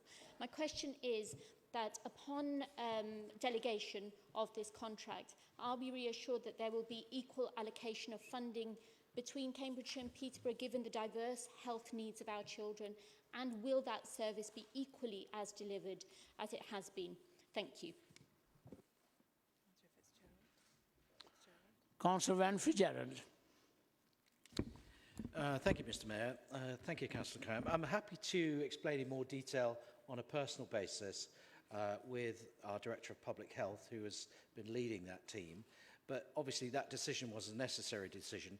And in terms of the funding, you'll be aware that everything is acute and we have to look at all these things quite carefully. But if there's anything specific that you wish to get a particular answer on, but it's a statutory role, so we have to deliver it. We can't divvy it up, as it were. We have what we have in Peterborough and they have what they have in Cambridgeshire. So we still have to fulfil that statutory obligation. Councillor Murphy. Page 288, if there's anybody on any other pages beforehand, okay, fine. 288, it's the final thing, it's the approval of discretionary rate relief, the ones that we agreed and the ones that were rejected. If you look at the list, there's a lot there for vivacity, they get a lot of relief. There's one where we've chosen to give, I think it's the community radio station in Alton, 100% discretionary relief.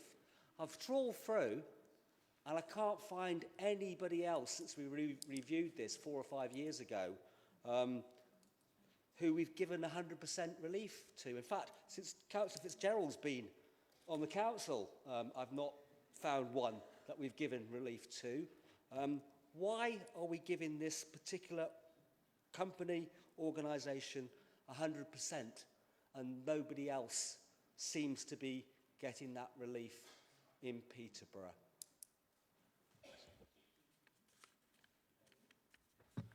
Councillor Seaton, please.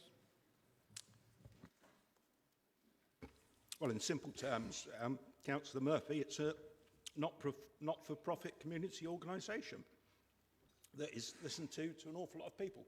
I think it's wrong to say no one gets 100% relief, because an awful lot do. An awful lot on that list will have got 100% relief. What I should explain to members is, for example, if you're a charity, you get an automatic 80% relief, and then the council will give you, if you apply, the extra 20%. So a good example would be Rail World. They get 80% relief automatically. We give them the extra 20%. That's one example of 100%. I don't know, Councillor Ali, Ansar Ali, may want to touch on the rate relief position for Salam Radio, of which I believe you're chair, and just let us know how that works. 100%. Is that 100%, Councillor Ali?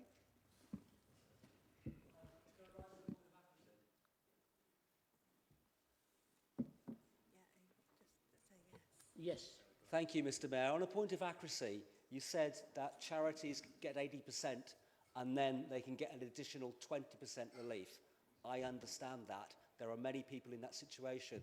There is one organisation that doesn't get 80% charity relief and then gets 20% relief. There is one organisation that doesn't get charity relief but gets 100% discretionary relief, and that's the one I cited. Why is there only one that I know of that's been getting that? Is there a particular reason?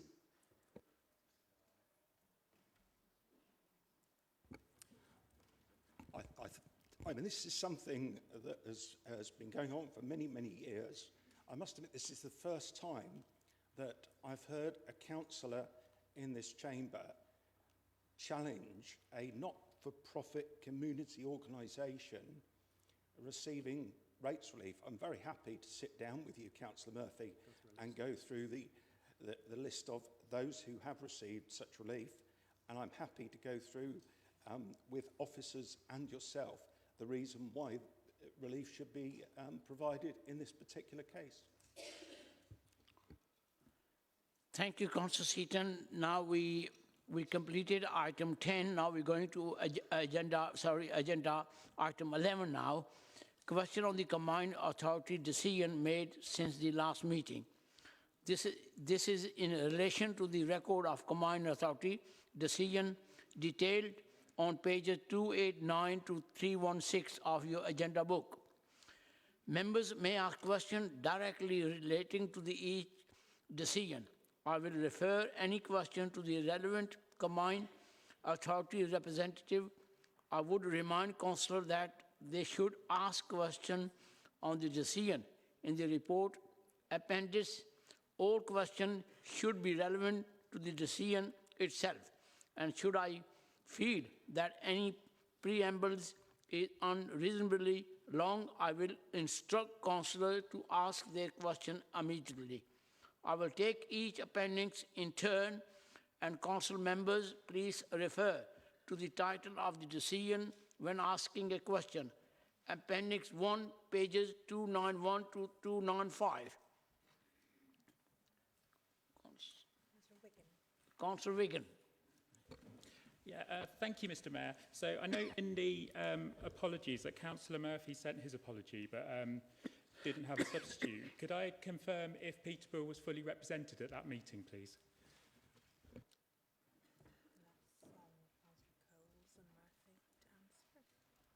Andy Cole? Yeah. Councillor Andy Coles.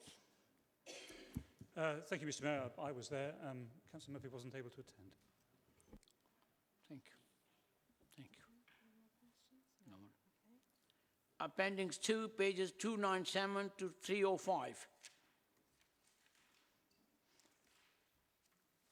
Councillor Sanford. Thank you, Mr. Mayor. My question is on page 301, item 3.3, Cambridge Autonomous Metro. It seems the combined authority is spending a very large amount of its funding on that project, and I'm sure it's going to be of great benefit to the people of Cambridge. But what benefit is it going to bring to the people of Peterborough? There has been some speculation in the press that at some point the network may be extended to Peterborough. Could our representative on the combined authority tell us if that is going to happen, and if so, when? Councillor Holdridge. My understanding of the Metro, I mean, it sounds, and it's awful when people say, oh, Cambridge is getting all the money. But all this is going to be privately funded in the end, and it won't fall on the ratepayer. And I think the business plan that I've seen so far, and has been presented in public, shows that it is commercially viable. So therefore, it shouldn't be of cost to the thing, because the cost will be redeemed. Councillor Murphy. Mr. Mayor, can I ask a supplementary question?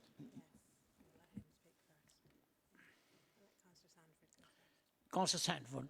I'm sorry, he didn't answer the question. My question was, what benefit does this deliver to people of Peterborough? Is it going to be extended to Peterborough? And if so, when is that likely to happen? Councillor Holdridge. I think there was a big article in the ET from what the Mayor said the other day, because I made it public at the last meeting, that the Mayor was considering bringing the Metro from Cambridge to Alconbury, to the new offices, and then extending it there through the villages to Peterborough. And that's his intention. But I have a scheme which has been done by these officers, which is feasible, which has now gone in the transport plan to be properly costed, because I believe this city, in the next few years, will need a light rail, or whatever you want to call it, rapid transport system. And the feasibility study of that has been funded by the combined authority. So, yes, the Mayor, it's intention to bring it to Peterborough, and yes, we are looking at a scheme for ourselves here in Peterborough. Councillor Murphy. Thank you, Mr. Mayor. It's to Councillor Holditch, but it's also to the officers as well. We don't seem to have had the 3 latest reports from the combined authority. In our last cycle, we had them. So the combined authorities met recently. They talked about Thomas Cook. They talked about funding our house and revenue account. The papers aren't here. The Overview and Scrutiny Committee meeting that we were at, the papers aren't here, and neither are the audit. So what's happened? Why have they been overlooked? And now they've agreed to devolve budgets and decisions to the committees. Are the committee reports going to come here? On the report we have before us, Councillor Holditch, it talks about the bidding process for the university in August. How did that bidding process go? And who's going to be providing the university at Peterborough? Councillor Holditch. On the university, the meeting, update meeting is at 9 o'clock tomorrow morning. but the process is going very well. It is on time. And I have to say I'm very impressed with Mace, who are actually doing the job. Some very, very intelligent and professional people doing it. What was the other question? Will those minutes come here? I will find out for you. I have no idea, to be perfectly honest, because that is being rolled out, and you've been invited this afternoon to a meeting with others to find out all the procedures on committees within the combined authority. Mr Mayor, if I can answer the papers. They didn't arrive in time for this meeting, but they will be on the next agenda. Appendix 3, pages 307 to 316, Councillor Lillis. Councillor Wigan. Did you go back? Councillor Wigan, sorry. Thank you, Mr Mayor. Yeah, Mike wanted to follow up on Councillor Holditch's answer to Councillor Sanford. I thank him for his words on the Cambridge Autonomous Metro coming to Peterborough potentially. He mentioned at the, I think it was the all-party policy meeting, that this was a possibility and looking at route options. Is there any update when members might be able to see these documents, at what point this might be, and will ward councillors who are affected by this be contacted by the combined authority, particularly with a view to it coming through Hampton? Thank you. Councillor Holditch. Once the transport plan has been agreed, then it can be open to scrutiny. Thank you. Appendix 3, pages 307 to 316. Councillor Lillis, yeah. Councillor Lillis, yeah? Is it? Yeah? No, okay. Thank you.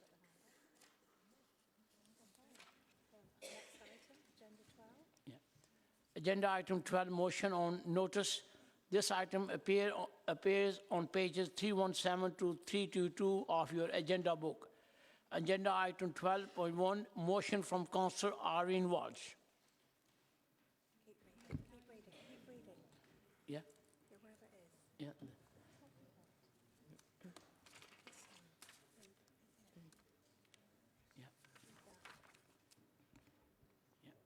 Councillor Walsh, I understand that you no longer wish to move this motion. Is this correct? Thank you, Mr Mayor. This is correct, and I'd just like to make a short statement with regard to that. The motion concerning the adoption of the IHRA working definition of anti-Semitism has been withdrawn from this evening's meeting. The matter is a very important and solemn one, and will require further work with our local communities before it is brought back to full council for adoption. The Leader of the Council received a letter dated just yesterday from the Secretary of State for Housing, Communities and Local Government on this very matter. His letter urges us, indeed all councils, to formally adopt the IHRA definition and use it on appropriate occasions.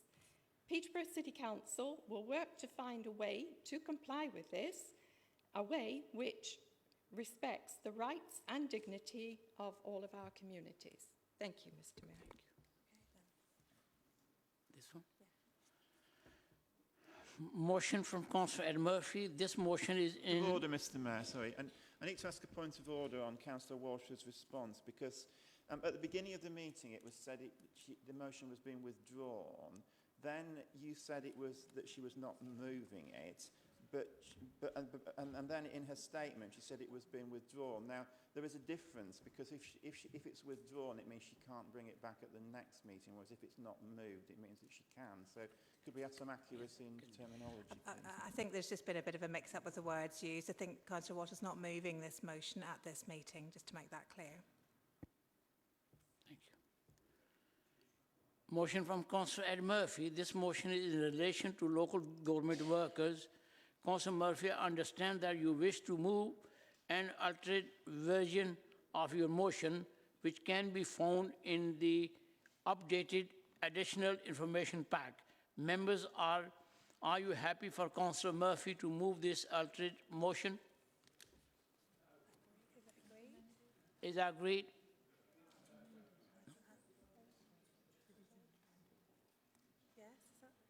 Is that agreed? Yes. No. No. Okay, well then you need to go to a vote. Now we're going for a vote. You have to take a vote on whether we can It's a accept ratio. the Yeah. alteration. Okay, councillors, we're going to vote on whether you will accept an altered motion from Councillor Murphy. For all those in favour, it's green, against is red, and to abstain, it's yellow. Rachel, hang on. Oh, sorry. He's on his feet. Could you just ask Councillor Murphy why he's standing? Councillor Murphy, can I ask you why you're standing? I'm standing on a point of order by way of a point of personal explanation. Do members actually know what the alteration is? It is extremely minor, yeah? Okay. Okay, we're going to the vote on whether you agree to accept the altered motion. Rachel, can you just read out what the alteration is? Oh, I need to find it. Bear with it. I've got to find it first. Which one is it? Has anyone got a copy of the alteration? In here somewhere? Not yet. Oh yeah, here we go. It's flashing. Paper, flashing. You got it, Rachel? Do you want it? No, just that bullet point. I'll read it if you want. So, Mr Mayor, just for clarity, the alteration that Councillor Murphy was wanting to move was to the first bullet point in the resolution, which says support the pay claim submitted by Unite GMB in unison on behalf of council and school workers for £10 per hour as a minimum hourly rate, along with a 10% uplift across all pay points in 2020-21. Now, the alteration is to add the following words: this to be wholly funded by central government. All right, so that's what you're voting on now, whether or not to accept that alteration. Okay, the vote is now open.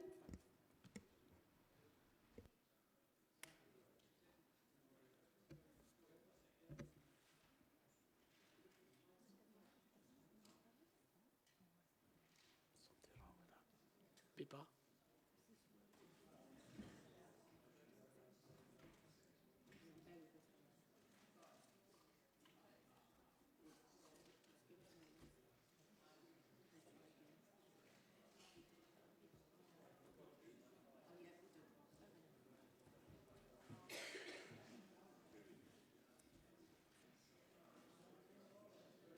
Now we're going.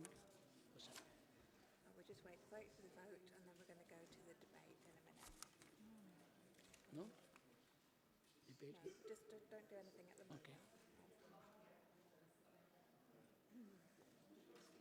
We haven't got the right one on there for the alterations. Right, so if it fails, we just need to take that out, depending on the outcome. All right. So if it doesn't get through, then you don't say that word. Okay. I'll tell you in a Thank you. The votes are in. It's 28 for, 27 against. There was no abstentions. Therefore, the motion is altered and we will continue. Thank you. Do say that. Yeah, I do say just that. read it as it is, yes. All this, yeah? Yeah, it's altered. Yeah, just read all of that out. All this, From yeah? here, yeah, from there. Councillor Murphy. Yeah, just read all of that out. All this, From yeah? here, yeah, from there. Councillor Murphy. Councillor Murphy, would you like to move your altered motion? You have 5 minutes to say anything you wish to say about it. You will have another opportunity to speak when summing up. Councillor Murphy. Thank you, Mr Mayor, and thank you, Council, for agreeing to let me move this motion as altered. So you'll see the alteration is to ensure that this council that has severe financial problems, we talked about them earlier on, that they are not exasperated by things that are not in our control. So if you agree this motion, we will be calling on central government to fund any pay award. And I think I've seen two major parties recently talking about living wages. I think they're trying to outdo each other. Maybe there's an election in the coming. But I think people genuinely agree that those people who provide public services are really heroes and they need to be supported. And those people that provide public services on our behalf, those ones that have been externalised, the people that are providing home care for people on behalf of us, for private companies, that we pay for those services to be done. And I think that they should be paid a reasonable amount of money. It applies in the main to women. Unison, I declare an interest. I am a member of Unite as one of the unions in here. Unison has 1.3 million members in the country. Over 1 million of them are women. If government is to fund and to pay a living wage and decent wages to our providers of these services, it is women that will benefit greatly. The lower paid in Peterborough, if you look at Peterborough compared to Cambridge and other parts, not too far away. You know, the wages are not that brilliant in Peterborough. A few years ago, we had a local supplement, £750 per person, to try and retain our local government staff in Peterborough. I think we need to reward these heroes, and I hope that you will support this motion tonight and make your own contributions as well. It is the lower paid that will benefit from this. It is the lower paid that will then spend that money in the local economy. So it will benefit the local economy and it will fit in with our anti-poverty strategy. It's quite right that we want the poorest and those poor people that work very, very hard to be rewarded. So I hope that you will join in the debate, thank those people who work in local government, thank those people who work for local government for whom we commission services from, and support this here tonight. Thank you. Councillor Jamil, will you second the motion and either speak now or reserve your right to speak later in the debate? Thank you, Mr. Mayor. I second the motion and I reserve my right to speak later. Can I call upon any other speakers? Councillor Mohammed Farouk. Thank you, Mr. Mayor. The Council's strategy since 2011 has been to protect the lower paid.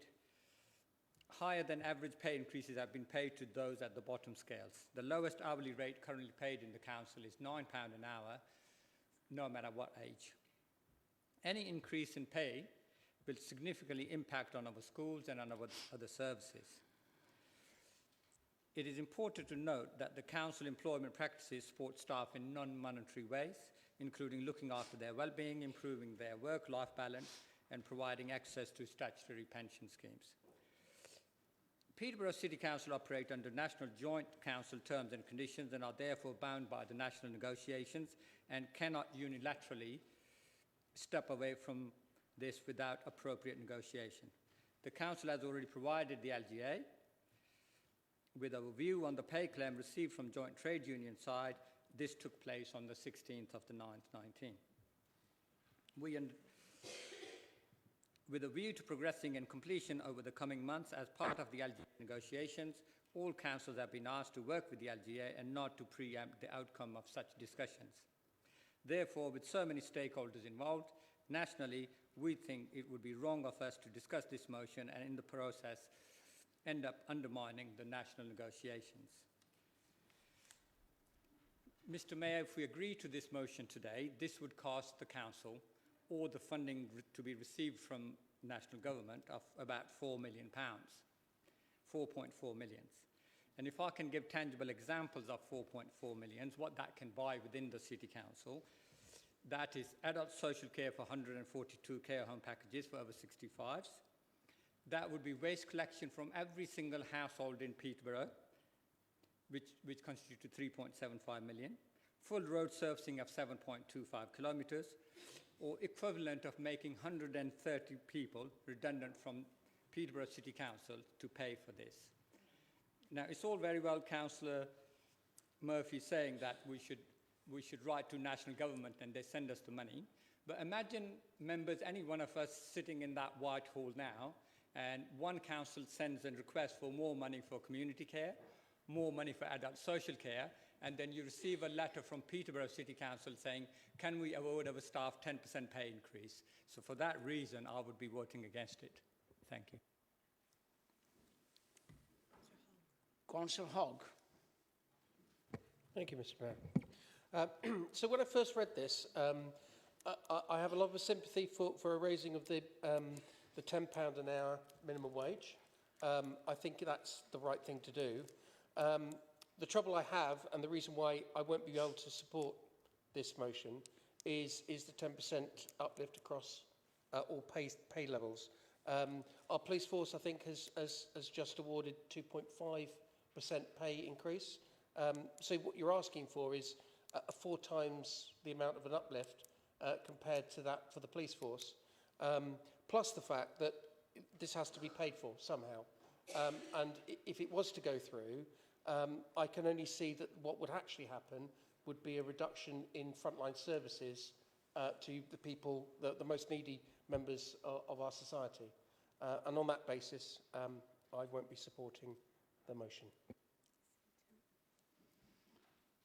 Councillor Seaton next.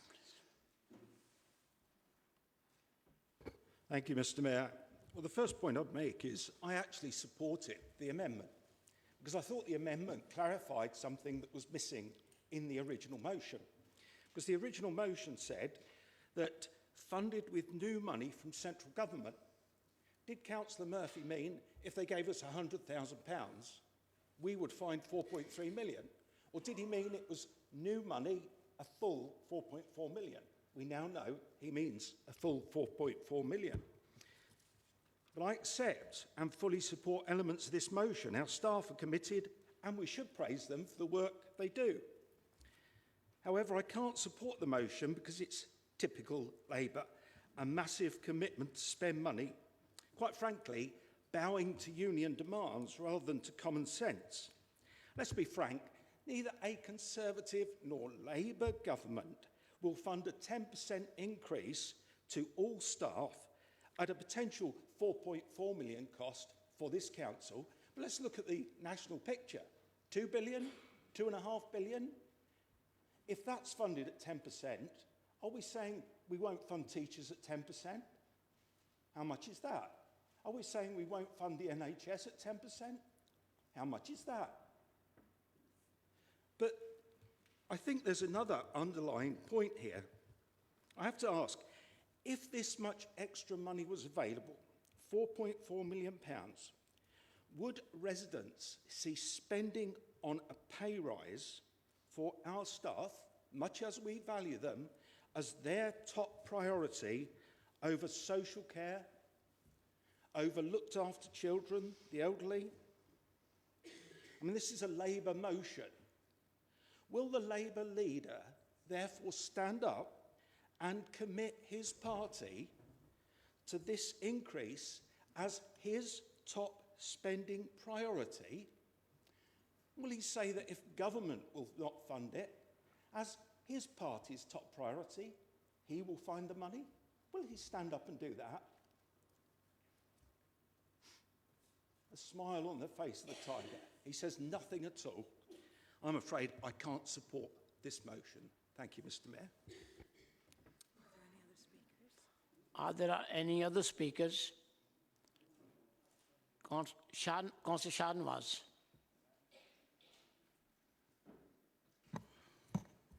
I think perhaps some of the members here tonight are not understanding or don't fully appreciate the importance of this particular motion. Some of the jobs and some of the people who, with these jobs, like Ed said, they're finding it difficult to make ends meet. Some of them have 2 or 3 jobs and they're still struggling. And so many times the Conservatives stand up here and praise our officers, rightly so, by the way, for doing a great job. And yet, when it comes to giving them a pay rise, they seem to have a major problem with it. Councillor Seaton talks about, would I support a £4.4 million increase from the council's budget? That's not what the motion is asking, Councillor Seaton.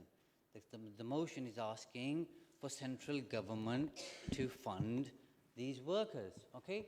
If it was otherwise, then I'd be happy to have that debate with you, but because that's not the case, I will move on. And they always talk about Labour finding this magic money tree. I'm not going to run through every single pledge, but you've seen how Boris Johnson has managed to find this magic money tree, making promises left, right and centre.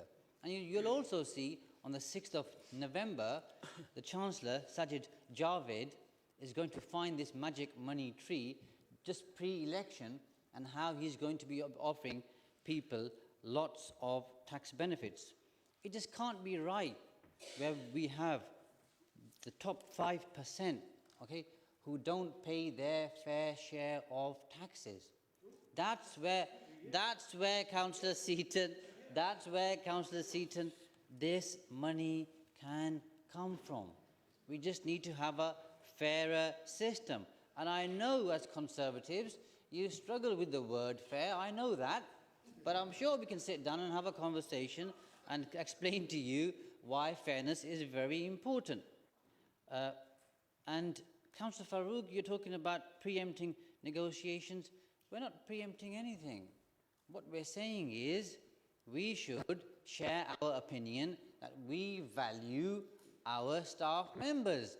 And therefore, because we value them, they should be paid more. And yes, the police force should be paid more. And yes, doctors and nurses should be paid more. And yes, the fire brigade should be paid more. We don't have a problem with that, because the top 5% who don't pay their fair share will get the money from them and make sure we pay it to those who deserve it. And that's why I will be supporting this motion tonight.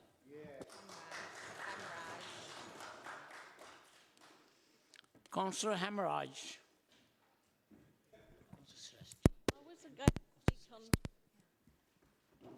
Please, Councillor Seaton, please don't laugh at me.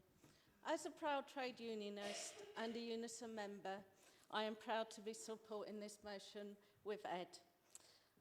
On Friday, it's Local Government Champions Day, a national campaign that Unison is promoting.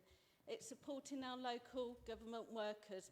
What better way to support our local government workers by agreeing to this motion? It's government that is going to be funding. We're asking government to fund the cost of the pay rises.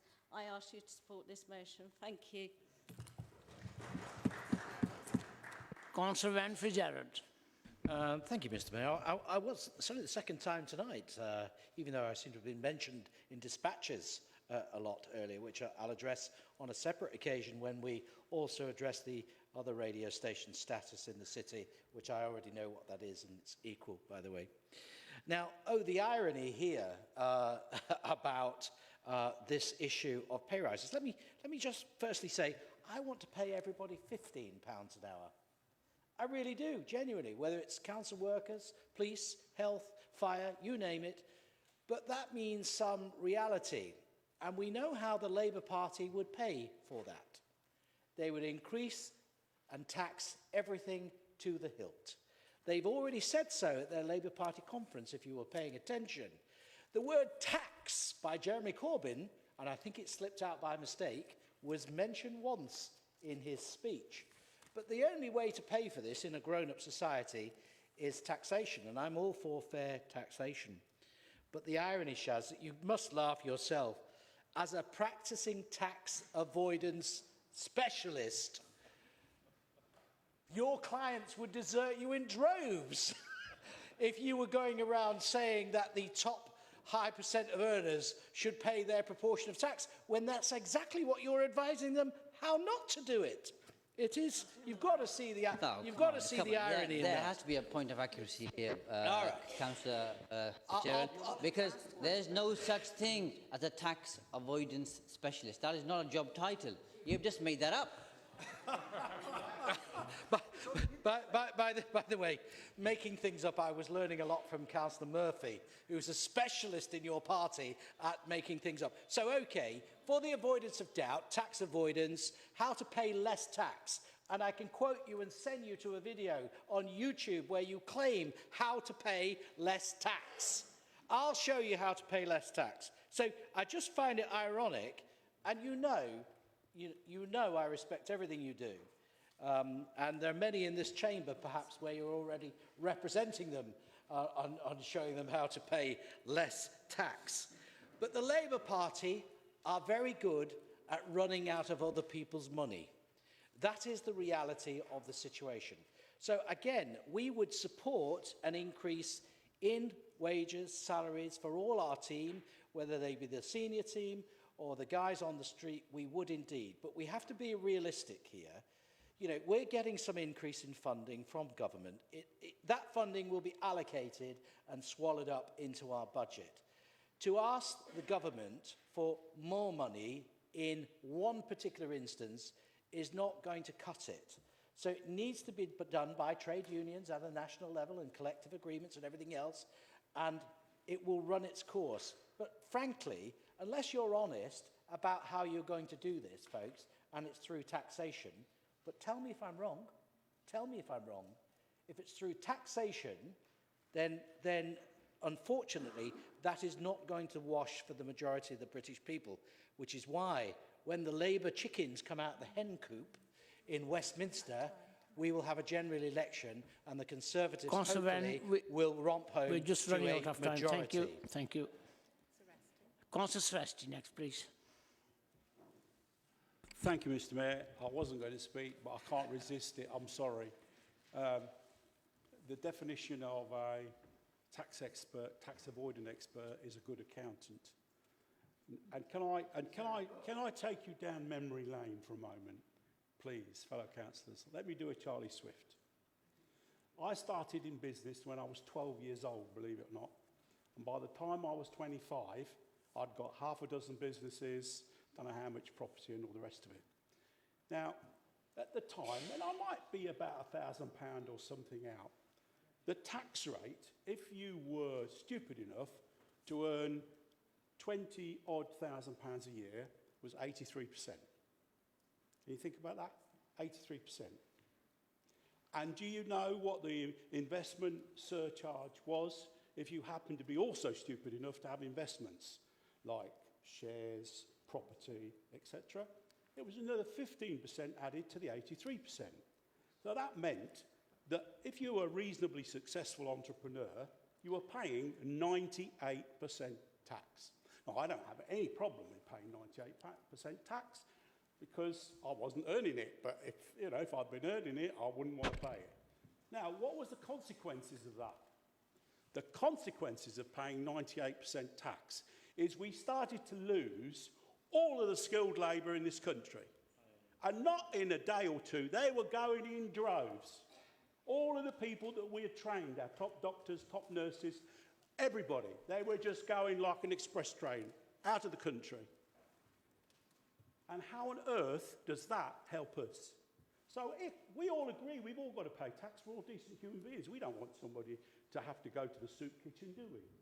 Absolutely not. So we all need to pay tax. But we all need to absolutely understand the way that Maggie Thatcher understood when she first reduced it from 83% to 60% and the world went mad. What happened? She was right, because the tax take went up. So, we've got to understand that what we do has got to be sensible. And if we want to protect those people who are the most in need, we have to earn the money. And by making everybody pay tax through the roof, you're not going to earn the money, because those people who can, believe me, will just go. So as much as I support your ideas, Councillor Murphy, and I think they're very, very good ideas, because our staff are phenomenally fantastic. Yeah, they really are. But what you're trying to do doesn't work. Find a way of making it work and I'll support you. Thank you very much, Mr. Mayor. Councillor Kayoum, please. Thank you, Mr. Mayor. I'd just like to illustrate that I think we've wavered a little bit by talking too much a little bit about tax avoidance and attacking each other in the chamber. We are talking about a finite population of individuals that are relevant to Peterborough and to this council. The reason I'll be supporting this motion, just like my colleagues on this side of the chamber, is because I think it's important to remind each and every one of us that the increase in food banks has increased exponentially, more than this country has ever seen.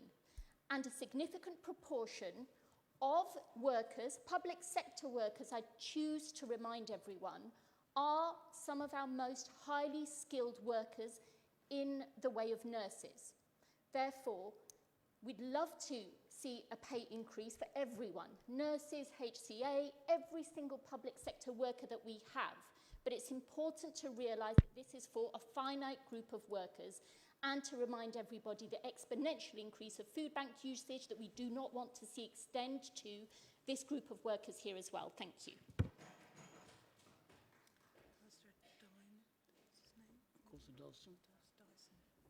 Councillor Dawson, please.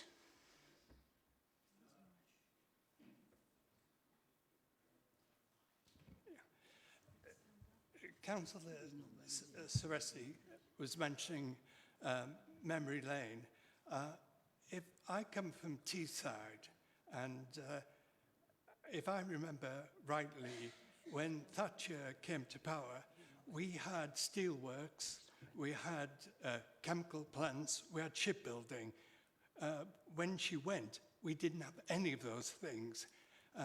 The Tories here, and always been, they've been the party who have, what we say, watered the workers' beer. And they'll always be the party which waters the workers' beer, which will rob them. Mr. Mayor.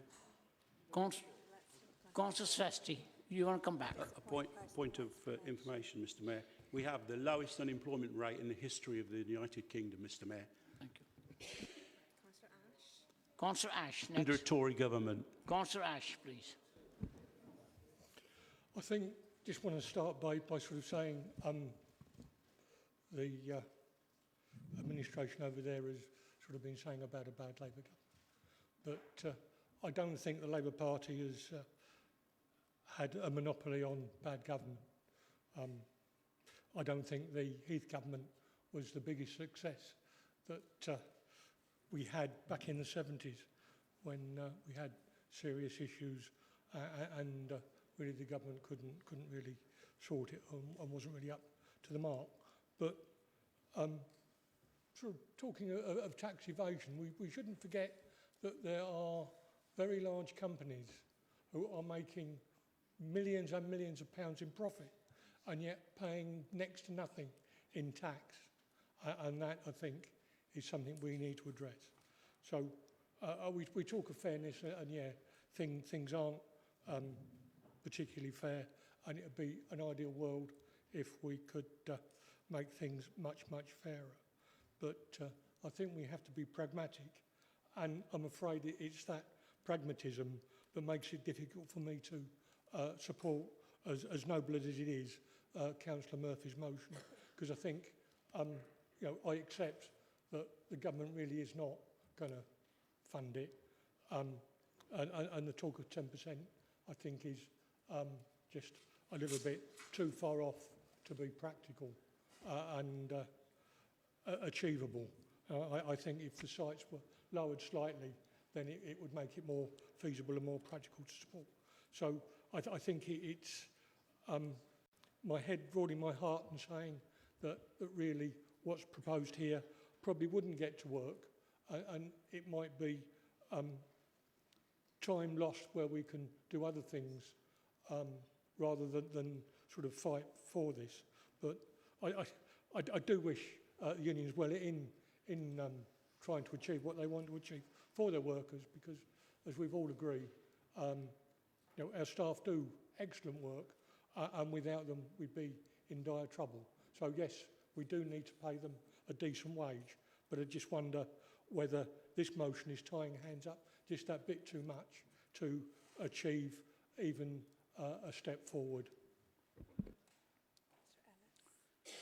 Councillor Ellis, next please. Thank you, Mr. Mayor. I stand to thank Councillor Murphy for moving this motion. Very important for a lot of people in Peterborough, public sector workers, many of them local authorities, public sector workers, who year after year have had wage rises below inflation, who are struggling, as has already been said, going to food banks, struggling to pay bills, having to claim other benefits, 2 or 3 people working in a household. That's why you perhaps got more unemployment, because there's more people working in each household to be able to afford the bills, rising utility bills and rising house prices as well. I think we really do need to be robust and stand up for Peterborough. It's not a choice between services for Peterborough people, because we have to ask for more money for that as well. Central government has been starving local government of funding since 2010. There was one statistic I saw where it was 80% cut for local government since 2010. This has to change. A proper deal, a fair deal for Peterborough workers and for Peterborough services. We need a change of government to do this, and we will have a change of government, and we will have a change of council leadership, which will support this, as I hope many more of you will. Councillor Holdridge, please. Mr. Mayor, very interesting debate, I have to say. History shows you that a wage increase explosion leads to inflation, inflation leads to job cuts, and who suffers most? The low paid.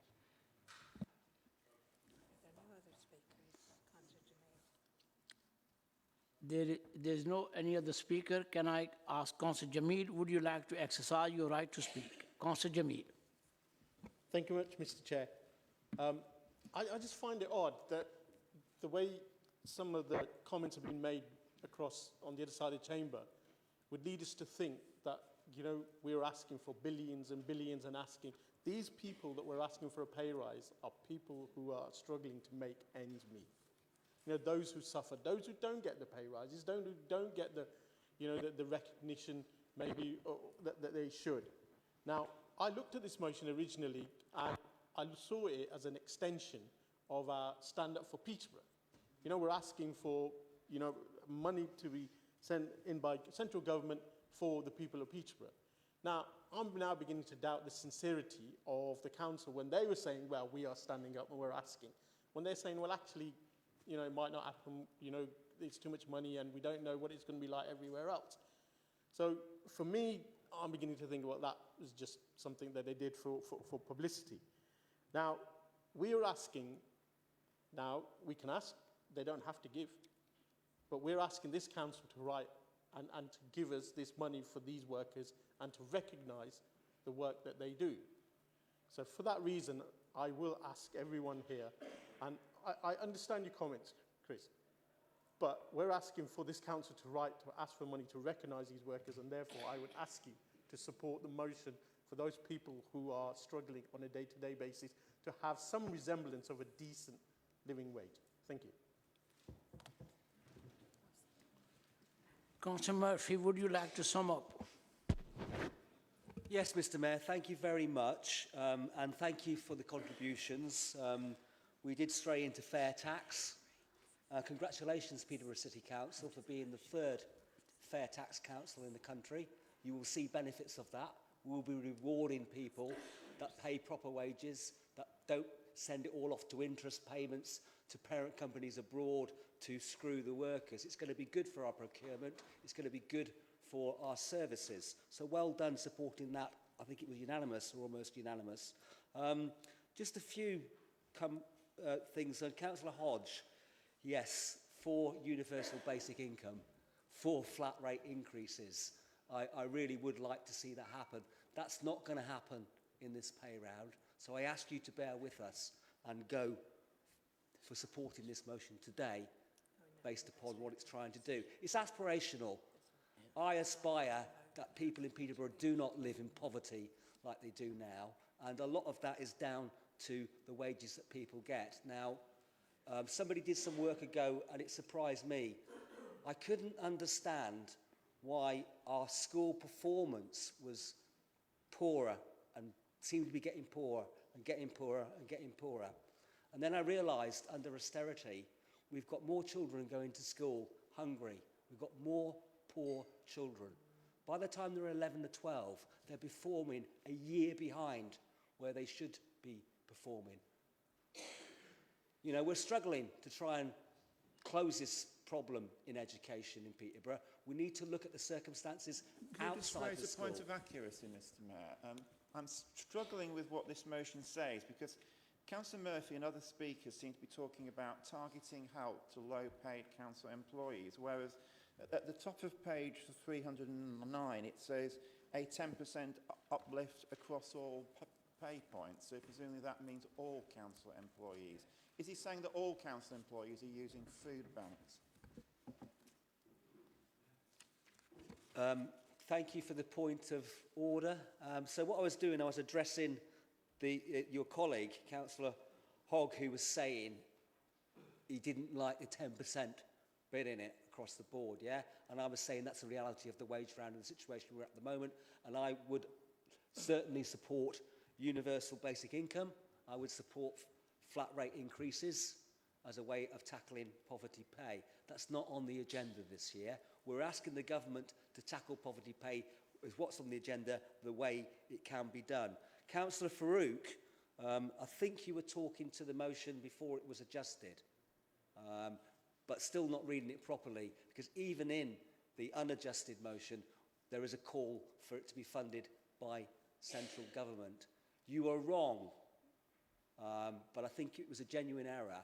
If this is funded centrally, there will not be cuts to our budgets for social services or adult social care, as you call it, or children's services or whatever, because it won't have an effect.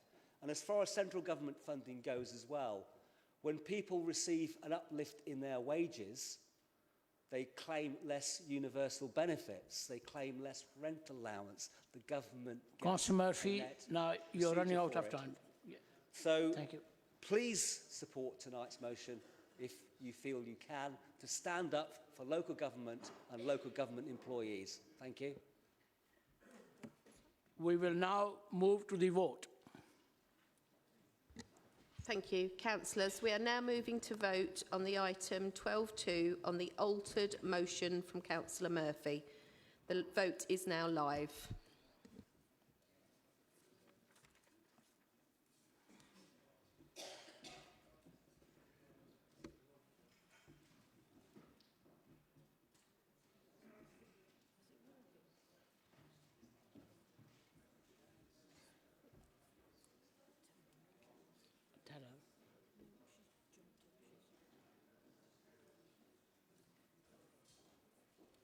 Thank you. The vote is in.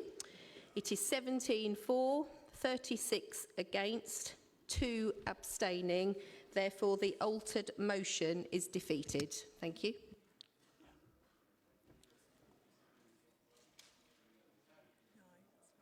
Thank you. We will now take a short break for 15 minutes.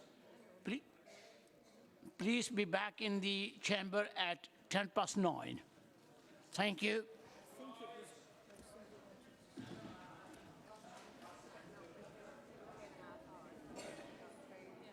I know. I'm coughing as well. Same story, I'm coughing as well.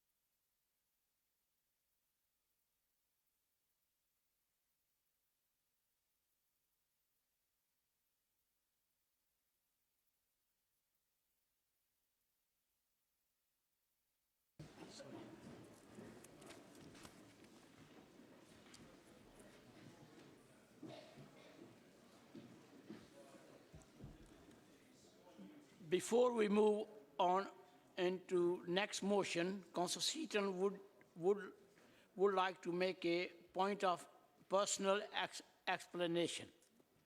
Councillor Seaton.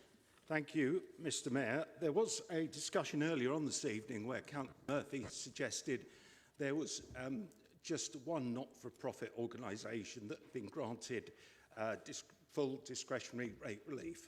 So I felt I should check the facts. There were 3 on the list that was recently agreed. 2 received 100% relief and 1 received 50% relief. But I also went back over sort of 12 months, and there are a number on past reports as well, including many community associations who received full relief. Thank you, Mr. Mayor. Thank you, Councillor Seaton. Now we got motion from Councillor Nick Sanford. This motion is in relation to Brexit. Councillor Sanford, would you like to move your motion? You have 5 minutes to say anything you wish to say about it. You will have another opportunity to speak when summing up. Councillor Sanford. Thank you, Mr. Mayor. I would indeed like to move the motion. Brexit's been a long-running saga, and unless I've missed something, it's not actually over at the moment. This motion's quite lengthy, but what it says is fundamentally 2 simple things. A no-deal Brexit would be bad for Peterborough people, for Peterborough businesses, and for people and businesses across the UK. And point 2 is the Prime Minister is not above the law and must do what the law instructs him to. Now, this motion is not about what the policy of the Conservatives or the Liberal Democrats is, but I think our policy, I just wanted to say, it has been consistent throughout this saga. We have always believed the UK is better off as a member of the European Union, and we think that there is no Brexit deal better than the deal that we currently have. And we've always said that given the fact that people voted for the principle of Brexit very narrowly in 2016, that any final Brexit deal, or indeed no Brexit if it's going to go through, should be put back to the people to see whether it has their approval. Historians, I think, will speculate for a number of years exactly what people thought they were voting for in 2016. But one thing that was not mentioned hardly in the campaign was any possibility that we might leave the EU without an agreement. In fact, William Fox famously said that the Brexit deal would be the easiest deal anybody's ever negotiated. Well, it's not, is it? Yet we're now in a situation where, despite Parliament having legislated to stop a no-deal happening, here today, 15 days before we're due to leave the EU, the government is still talking about the possibility of a no-deal scenario. So I think we do need to take a moment just to remind ourselves why this is not a good idea. First of all, a think tank called Accuracy has just recently published some figures which show that since the referendum, the movement of people, goods and services between Britain and the EU has declined by more than 12%. So that's even before Brexit's happened. UK hospitals are already seeing a shortage of nursing staff and ancillary staff as EU nationals, frightened by the prospect of Brexit, have started to go back to their original countries. Only in the past few days, the BBC reported a letter from leading companies in the aerospace, automotive, chemicals and food and drink sectors to Michael Gove, outlining any concerns about any Brexit deal that does not keep the UK fully aligned with EU regulations. And messages from the government messages from industry about a no-deal Brexit have been even more scathing. And what an irony it is. We've been lectured this evening by the Conservatives about their financial responsibility. But how is it responsible that a government that was elected on a platform in 2010 of cutting our borrowing requirement is actually prepared to countenance a no-deal Brexit, which would lead to a massive increase in borrowing and sending the economy into recession? We've seen that their own Yellowhammer report, I won't read out all the dire predictions, but it says, you know, cross-channel crossings might take up to 3 months, could be disrupted for a 3-month period. We could see massive disruption to the supply of essential medicines and medical equipment. Supplies of fresh food could decrease. There may not be overall food shortages, but the choice of food will increase, and the price will increase, which will hit the most vulnerable people in society. That is something that we need to be really concerned about. Peterborough is a diverse and multicultural place. We need to be proud of that and recognise that many of our businesses employ significant numbers of EU nationals, as do our hospital and social care services. Many of our businesses import goods from other European countries and export to them. Any sort of Brexit will hit business and hit the health service. No deal Brexit will be catastrophic.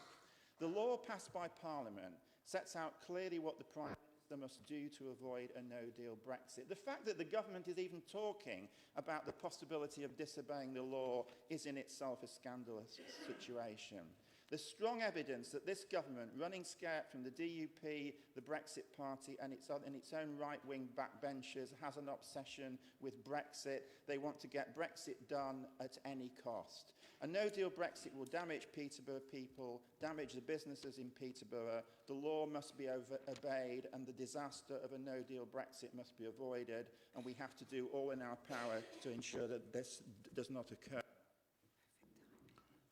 Thank you, Councillor Sanford. Councillor Hogg, will you second the motion and either speak now or reserve your right to speak later in the debate? Mr. Mayor, I'm seconding the motion. Councillor Barkham. Councillor Barkham, yeah. Sorry. Councillor Barkham, sorry. Will you second the motion and either speak now or reserve your right to speak later in the debate? Mr. Mayor, yes, I reserve my right to speak later in the debate. Thank you.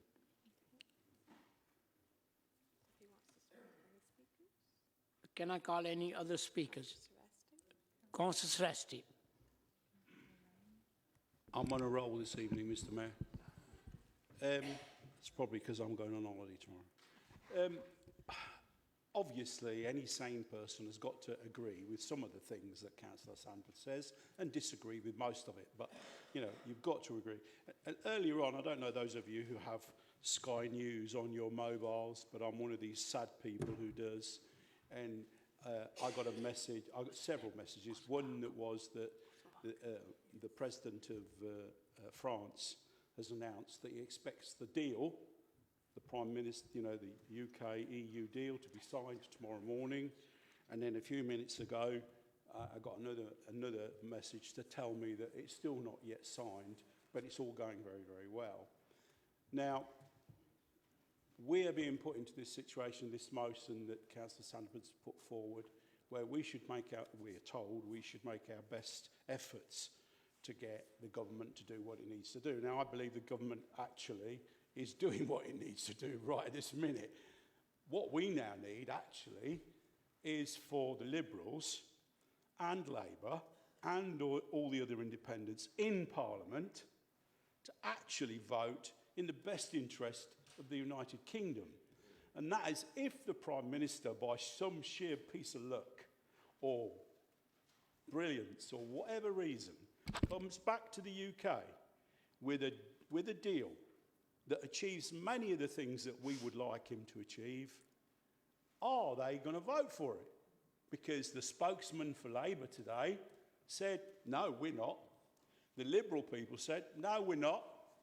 And so actually I look at the numbers and I wonder whether even if the Prime Minister, by sheer whatever, endurance I think is the word we're looking for, comes back and says, we've got a deal. And it's probably in the best interest of our people and our country, and certainly in the best interest of the union, which, let us remember, is exceedingly important. Yeah? Are they going to vote for it? I'll bet you they don't. And if the vote gets through Parliament, it'll only get through Parliament because a small handful of sensible people in the opposition will join with the Tory party to do what is right for this country and not necessarily what's in what they think is the best interest of their own party. So I say, Mr. Mayor, that our opposition here should be writing to their own leaders, and they should be writing to the leaders and they should be saying, if the Prime Minister comes back with a deal, are you going to support it? Are you actually going to do what is best for our country? Because the reality of it is, the longer we leave it, even if he writes for an extension to whatever it is in 2020, that's not going to help our economy. The biggest problem at the moment is the uncertainty. So, once again, Councillor you write to Sesti, your you're running leaders out and of ask time. them to vote for it if he comes back with one. Thank you, Mr Mayor. Councillor Lane, next, please. Thank you, Mr Mayor. I'm not going to go on about and ramble on about all the scaremongering that's been going on in recent months. There's been far too much of it, and it's been repeated, even so in this motion, by the mover.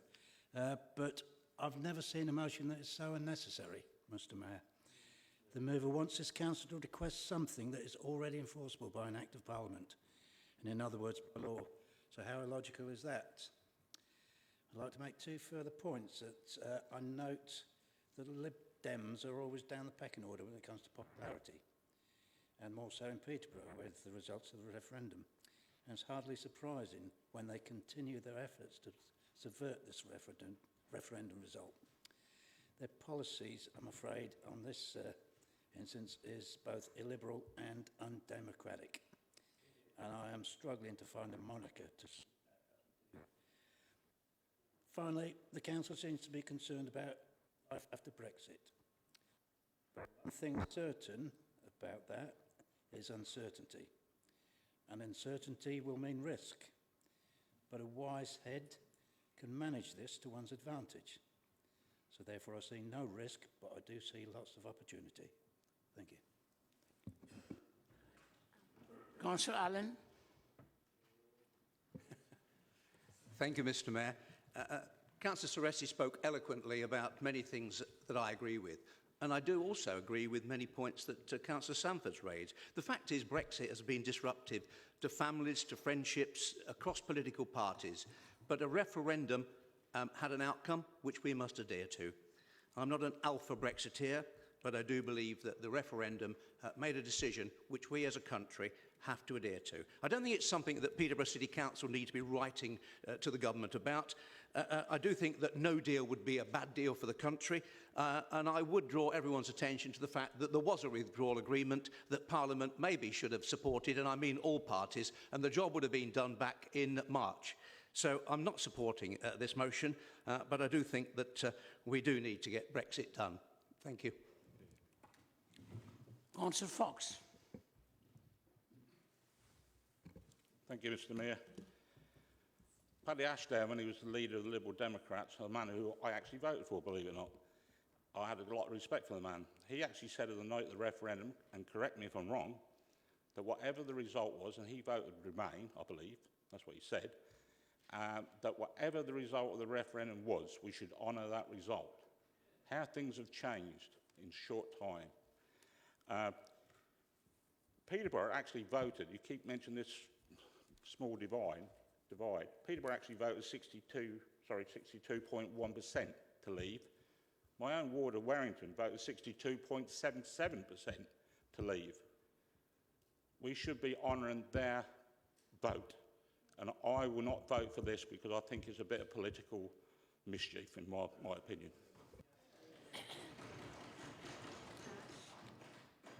Councillor Ash next. Thank you. I sort of feel I'm probably not going to add anything new to the last speakers. I think this really is pie in the sky for the Remainers. You know, I mean, we all know that MPs either follow their party's calls as they're told, or risk, as has happened with the Conservative Party, being ostracised. So whatever we say is going to have no effect whatsoever. Now, the Prime Minister knows perfectly well whether he's going to obey the law or not, and knows perfectly well that he shouldn't. He doesn't need telling from us. I'm sure there's plenty of others that do tell him. And as Councillor Fox said, you know, a lot of people in Peterborough still want us to leave. Now, I personally believe that a no-deal Brexit is probably a bad thing. I think it would be a bad thing.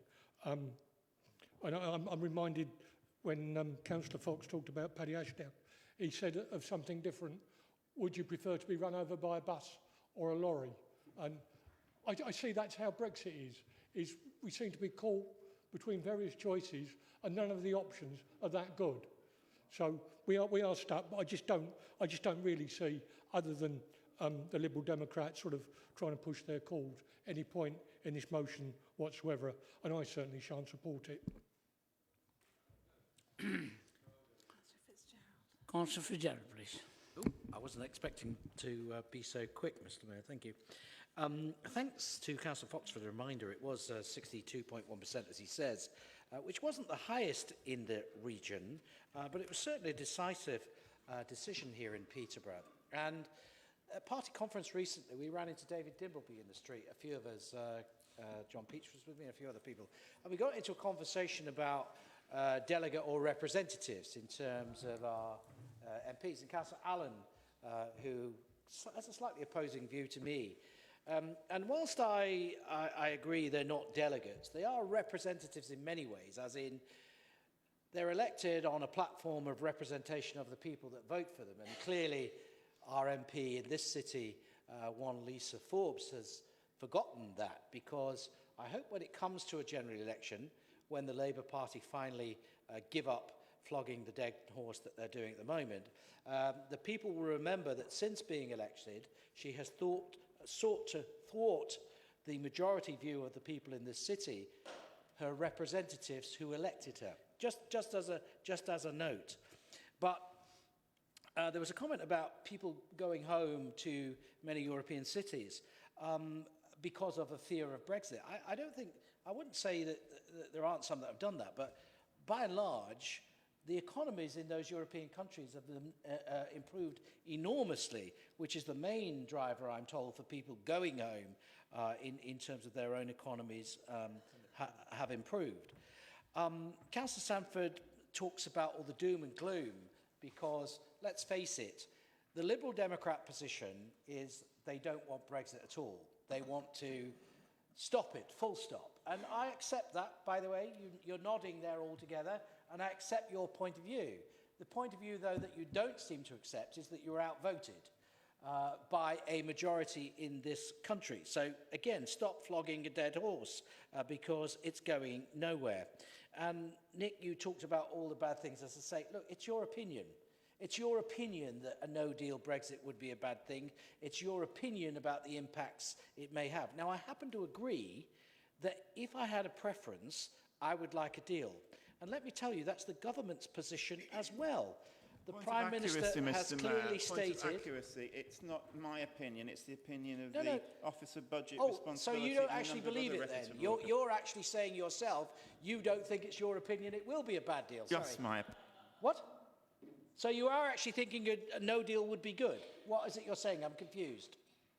To be clear, Mr. Mayor, I'm saying that he said that the dire consequence of no deal is just my opinion. I'm saying it's not just my opinion. So it is, by the way, he's interrupted my time. I'd just like you to note that. So it is his opinion, and yes, but there's opinion of a lot of other people that it wouldn't be a bad deal. It's akin to having some trouble booting into Windows. You have to keep doing it, but eventually you press the hard reset button. And the hard reset button is what we need to do, if necessary, government stated position, if we can't get a deal. But like Marco, I'm very positive we will get a deal, considering that we were told the Withdrawal Act couldn't be reopened, and our new Prime Minister has energised the country and the party and has actually done that and got some traction. So let's be perfectly truthful about that. We need to get a deal, get this country out of the EU and move on. Councillor Seaton. Thank you, Mr. Mayor. What residents can't probably see is that on the walls of this chamber, we have the Cross of St. George and the Union Jack. Very large Cross of St. George, very large Union Jack. When I first entered this chamber, one of the first debates I recall was Councillor Sanford, who wanted to replace the Cross of St. George and the Union Jack with the EU flag. And I have to say, Councillor Sanford, not a lot has really changed over all those years. Point of accuracy, Mr. Mayor. Thank you, what Mr. he's not saying is that we used to have the European flag in this chamber until Councillor Peach, ex-Councillor Peach became leader and took it away. I think, Mr. Mayor, whether we had it, got rid of it, want it put back, the point is made. Thank you, Mr. Mayor. Are there any other speakers? Is there any other speaker? So we need to move on, please. Councillor Barkham? Councillor Barkham, would you like to exercise your right to speak? Yes, thank you. Mr. Mayor. As expected, probably tonight we have a few Brexiteers in the chamber, so some of the comments we probably knew was going to be said. But this letter is absolutely something we should be sending to government, because there was a number of people in Peterborough who still voted to remain in the EU, and the Lib Dems have been quite consistent with their message.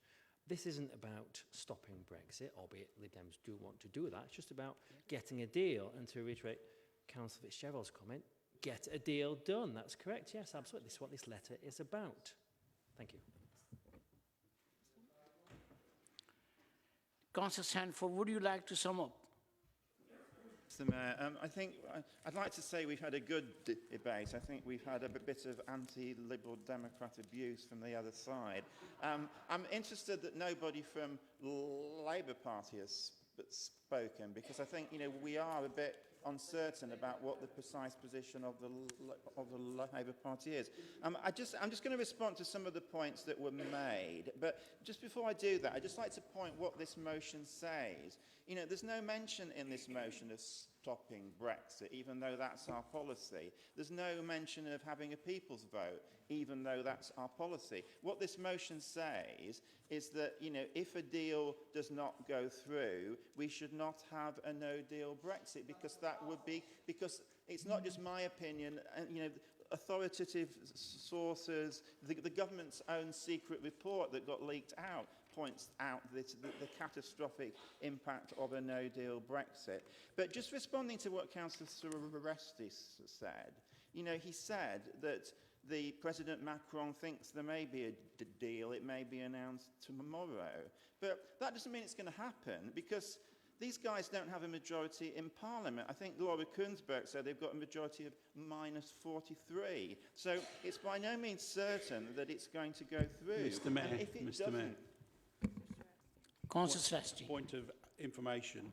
A personal explanation, I think. They're perfectly entitled to say that tomorrow morning there may be the vote may be signed. It's got nothing to do with our Parliament. Our Parliament may not ratify it, but he's perfectly entitled to say that tomorrow morning it may be fine, may be signed.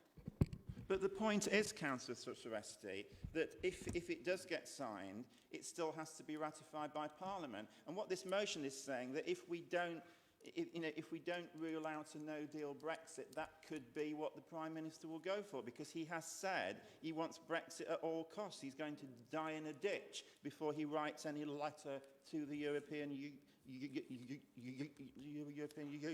And, you know, we've been lectured about, you know, we're undemocratic, we are illiberal and undemocratic. Well, you know, there may be a deal. There's a session of Parliament on Saturday that will be held at the same time that over 1 million people may be marching through London calling for a people's vote.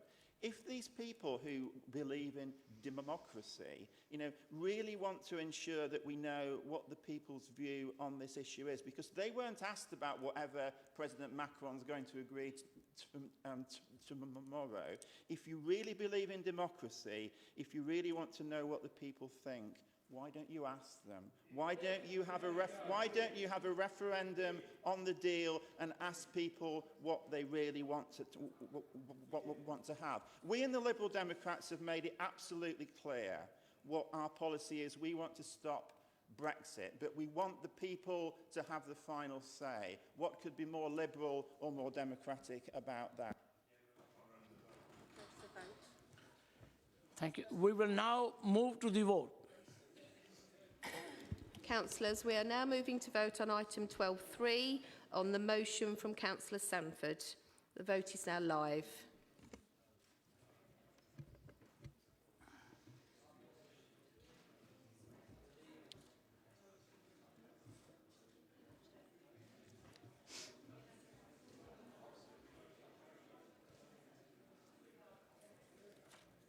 We're moving on.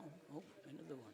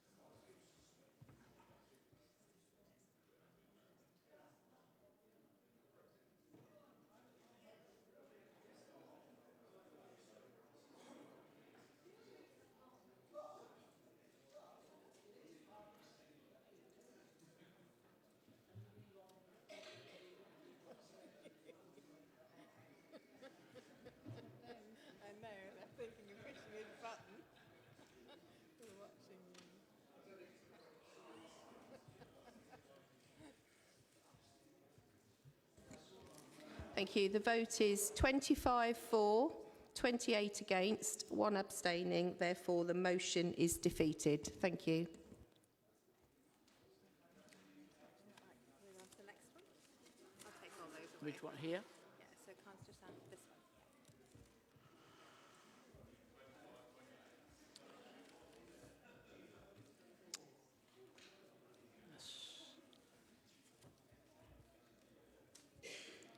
We got another motion from Councillor Sanford. This motion is in relation to the local transport plan. Councillor Sanford, would you like to move your motion? You have 5 minutes to say anything you wish to say about it. You will have another opportunity to speak when summing up.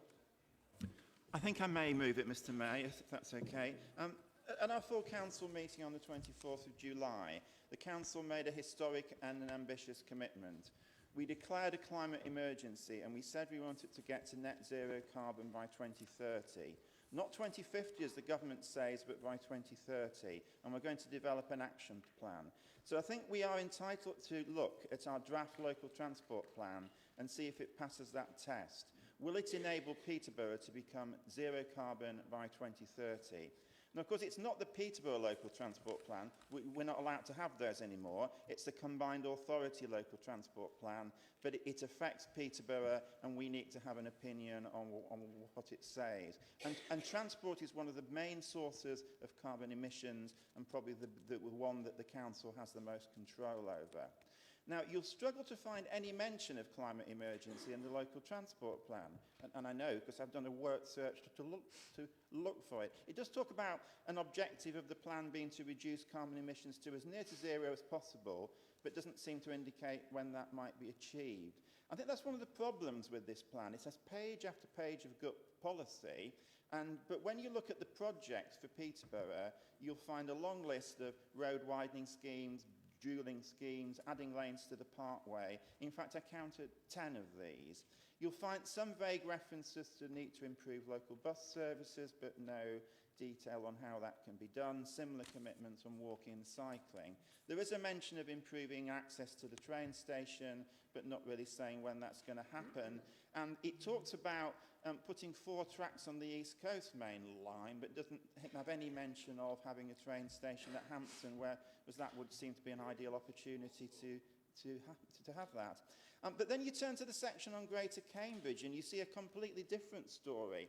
The plan has 15 pages solely devoted to Cambridge and only 10 devoted to Peterborough. Cambridge, we've heard, is going to have a new tramway system. We still don't know for certain whether that's going to come to Peterborough or whether we'll have a tramway system here. If we do, I would welcome that very strongly. There are other commitments to sustainable transport in Cambridge, but it's distinctly lacking in Peterborough. Now, if I was being uncharitable, Mr Mayor, I might say this is a local transport plan written by consultants in Cambridge for the benefit of people in Cambridge. But we need to bear in mind we are the biggest city in Cambridgeshire. We should not be left out on the fringes, but still forced to pay for the measures that are being put forward. Now, I know, we've talked about the tramway. We may get a tramway, so I won't labour that point. But, there's a welcome commitment to reopen the railway line to Wisbeach, from March to Wisbeach. But the words in the plan are quite instructive. It says, this will allow new direct train services from Wisbeach to Cambridge. Well, Peterborough is a bit nearer to Wisbeach than Cambridge is, but no mention of any trains going to Peterborough. So, this is what. So I think the purpose of this motion is to say the challenge to Councillor Holditch is I hope he will do his best to get a best deal for Peterborough, but you won't find it in the consultation draft of this plan. So I think he should really try to get significant changes to this plan so that it benefits sustainable transport in Peterborough and so that it can help us deliver on our zero carbon by 2030. And he should tell the consultants to go back to the drawing board if they have to and do a better job than what they currently have. Let's see a local transport plan that stands up for Peterborough. Let's see an LTP that prioritises sustainable transport. And let's have transport projects in Peterborough that are going to help us achieve our carbon reduction targets. If we truly want to be the environment capital of the country, then this current draft local transport plan is not fit for purpose. If it's not changed, it needs to be thrown out and replaced by one that is. Thank you. Councillor David, you second the motion and either speak now or reserve your right to speak later in the debate. Hello, I second the motion and reserve my right to speak later. Thank you. Can I call upon any other speakers? Councillor John Fox. Thank you, Mr. Mayor. It's just a point of information, really. Councillor Sanford said that if they open up the railway link from Wisbech, there's no mention of a direct link to Peterborough. When I was growing up in Wisbech, there were two passenger railway stations at Wisbech, one that ran from all the way through Thorney and Eye to Peterborough. That was the direct link. The Bramble line, which is the one you refer to, Councillor Stanford, used to always run to March, Ely, Cambridge. You had to change it on the train at March to get to Peterborough. So it's not going to make any difference. It'll still be the same. You'll have to change. Councillor Haler, please. Thank you, Mr. Mayor. Much as I agree with elements of what Councillor Sanford has said this evening, I can't support this motion. Councillor Sanford's note 3 appears to ignore the fact that the current LTP is in draft form, and PCC's response to the draft plan includes in it much of what he's stating there's currently no reference to. Our council's detailed response to the LTP includes and recommends much of the climate emergency ambition promoted by this administration at the last council meeting, as would appertain to the transport and draft LTP at pages 12 through to 14 of that response. I hope he's read that.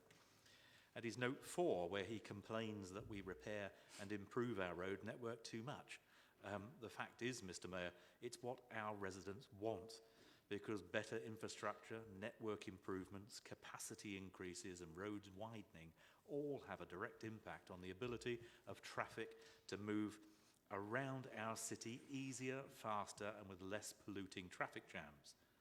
Peterborough is a car-friendly city, Mr. Mayor. However much Councillor Sanford bleats about it, he will never alter that fact. After nearly 50 years, our parkway system still allows residents, visitors and commuters, heavy freight, delivery vehicles and businesses of all types to move around, through and across our great city, normally without congestion and the subsequent pollution afflicting so many towns and cities in our country.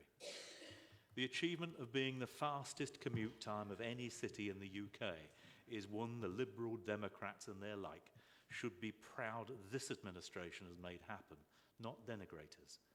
Councillor Sanford goes on to ask that we tell the leader to use his best efforts to encourage a modal shift away from car travel.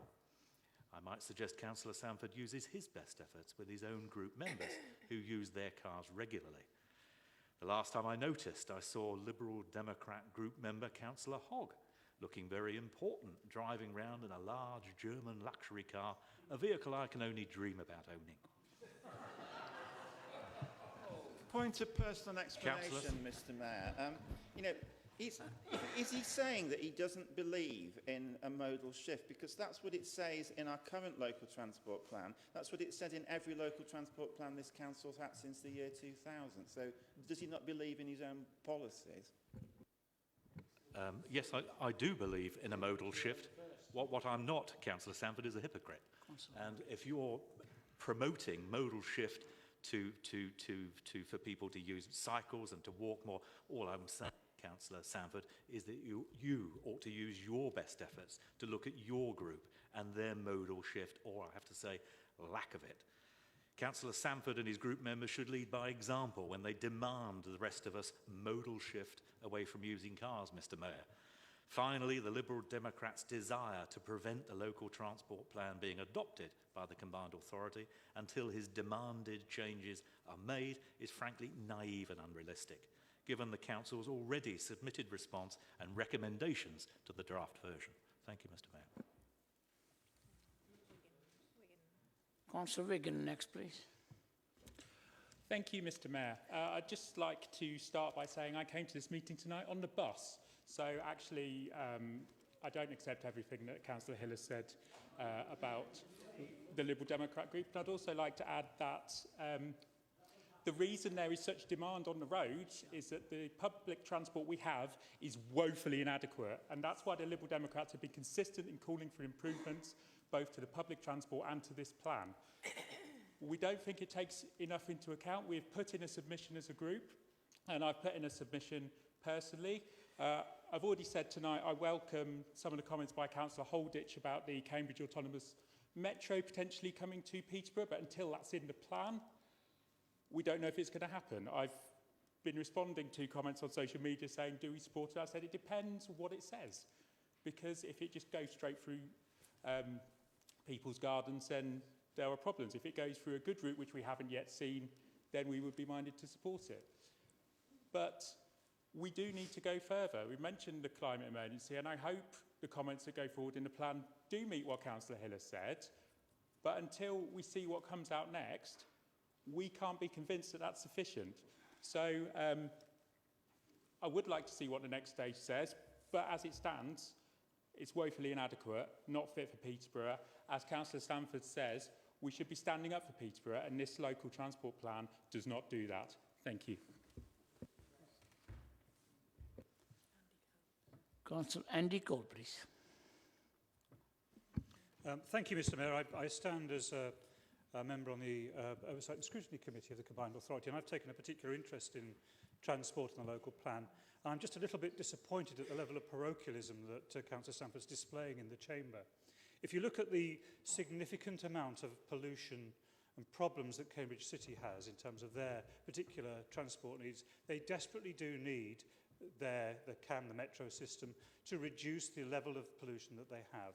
And I think it's about understanding you cannot do everything all at once. It's a very key message that we hear from Cambridge City and from the Cambridge County that they need to resolve that particular problem within Cambridge, because it is much, much worse than what we have in Peterborough. And I think, as we do know that the transport plan is in a draft phase, of course we need to comment about things that are going to benefit our community, but just as we've heard before, to be accurate, we are a vehicle city. The city was designed around the transport. We're looking forward to diesel cars eventually being phased out over time and new electric cars coming in. That will have a significant reduction in terms of CO2 and other pollutants. The fact that we maintain our major road work so well means that we have fewer numbers of cars sitting in congestion, belching out CO2 and other particulates. So we are actually achieving quite a lot, and we're nowhere near the same climate trouble as the centre of Cambridge is, that needs to have our support. Let them sort out their problems, because, you know, surprise, surprise, CO2 just doesn't generate in Peterborough and sit over Peterborough and wait for everyone to breathe it in. It's a gas. It happens to move around. I know it's heavier than air, but it does get blown about. So let's do what's right for the country and make sure that as a combined authority, we deal with CO2 first for all of us, and eventually, when the most serious problems in Cambridge are sorted out, we can sort out the problems in Peterborough. But let's not be parochial about this. Let's consider what the benefits are for all of the population of Cambridgeshire who are, in some ways, disproportionately affected in Cambridge. Thank you, Mr. Mayor. Thank you. Councillor Aldrich, next. Mr. Mayor, I'm racking my brains. I've normally got a pretty good memory, but I do remember either sending the original copy of the transport plan to Councillor Sanford, asking his opinion, when none of you ever knew anything about it, asking his opinion to give me guidance to what to say in the combined authority. Mr. Mayor, that is rubbish. The document he sent me was a consultant's report on the bus strategy for Cambridgeshire, the one that we were never consulted on. He actually sent it to me just before it was going to be published. I did. I sent it to him before it was published so that I could make comment on it. Am I still waiting? You bet I am. Yeah, because I did respect some of the views he's got on local transport. But, you know, he wants me to represent his views, not the majority of the views. I would do that, and I understand in Cambridgeshire yesterday, this same motion was put, so it's another Liberal Democrat gimmick, was put to the County Council, and they came out and Mr. Count said he would talk to the Mayor, as I will talk to the Mayor, about having a climate change emergency and that to evolve into his thinking and the plans, which I'm happy to do. But I will vote, as I always have done, for the benefit of Peterborough. I was born here, I've lived here all my life, and I've worked here all my life. I love the city, and I won't do anything to denigrate it. Councillor Ash, next, please. Thank you, Mr. Mayor. I think the trouble is that, to a certain extent, it's Cambridge that has been somewhat parochial and grabbing all the transport headlines with the local plan. I do fear that, once again, we're going back to the old county days when we seem to be playing second fiddle to Cambridge Shire. Now, I appreciate Councillor Holditch was a key player in getting us to be a unitary authority, and I respect that he still believes in promoting Peterborough. But I do feel here that Councillor Sanford is largely correct, and so I shall support his motion. I think we do need to fight more for better public transport in Peterborough. We're looking to have big developments, Greater Haddon, for example, and if our transport systems here don't match that demand, people will travel elsewhere. They're going to be not far off the A1, and they're probably going to get their cars and perhaps drive somewhere else. So we need to have a good system to bring people in. And I think it's not about so much today, but it's about future-proofing. And we have, for example, a railway that goes through the city, but it doesn't stop anywhere other than Peterborough city centre. There's no other station within our authority area. There once were, there were several. And I don't see now, as Peterborough grows, that we can't sort of say, well, to Network Rail and whoever, can you have another relook at that? Because I think that is quite feasible. It's been done elsewhere. And as Peterborough grows, I think there will be the need. And I've never seen any difficulty with promoting the idea of a park and ride type station, either north or south of the city. Probably south is getting a little bit harder now, but I still think north is quite feasible. And when we talk about perhaps saying, well, the East Coast Main Line is busy, but there is a parallel line to that serves Stamford, and we've still got local trains to Spalding. And by the way, that service was reintroduced by sponsoring by Lincolnshire County. So it's all possible, and I think we do need to keep things on the table so that we can make sure the city can grow and it can be sustainable, because I fear if we don't get it right, we're creating problems in the future. So, yeah, I will be supporting this. Point of information, Mr. Mayor. Cambridge might well be ahead of us, because I think they've had 500 million, which they've been playing with for 5 years before the Mayor come and kicked them up the pants and got them moving again, because they actually did nothing. And that's chaired by the Labour leader of Cambridge City Council. But it's thanks to the Mayor, because if you remember, there was a big fallout between the two of them, but when they come together, they're now working together to do something. But they'd had that money 5 years before they got off that backside. Councillor Shaznawaz, next. Thank you, Mr. Mayor. I'm a bit confused that Councillor Sanford doesn't understand Labour's policy and process for dealing with Brexit, and yet he's copied our process when writing this motion. He wants the leader to go back to the combined authority, just like our leader will go back to the European Union. He then wants the leader to fight for a better deal, just like our leader will fight for a better deal. He then wants the leader to bring back that better deal to the council so that we can have a debate and we can vote on it. And Councillor Sanford, that's exactly what the Labour Party will do with Brexit, by giving people the final say. But in this motion, you want to be democratic, and yet when it comes to Brexit, you want to be extremely undemocratic. So to quote my colleague, Councillor Hiller, I think that is somewhat hypocritical. However, where I do agree with you is that as a councillor in Peterborough, I do want our leaders to fight for the best deal for Peterborough, and I believe this motion is asking for that, and based on that, I will be supporting this motion. We have another speaker, Councillor Ellis. Thank you, Mr. Mayor. Well, this is one of the reasons why I voted against having a combined authority for Cambridge and Peterborough, because at the end of the day, and this is just one of the examples, we're not getting a good deal for Peterborough, and I hope that Councillor Holdridge can turn that around.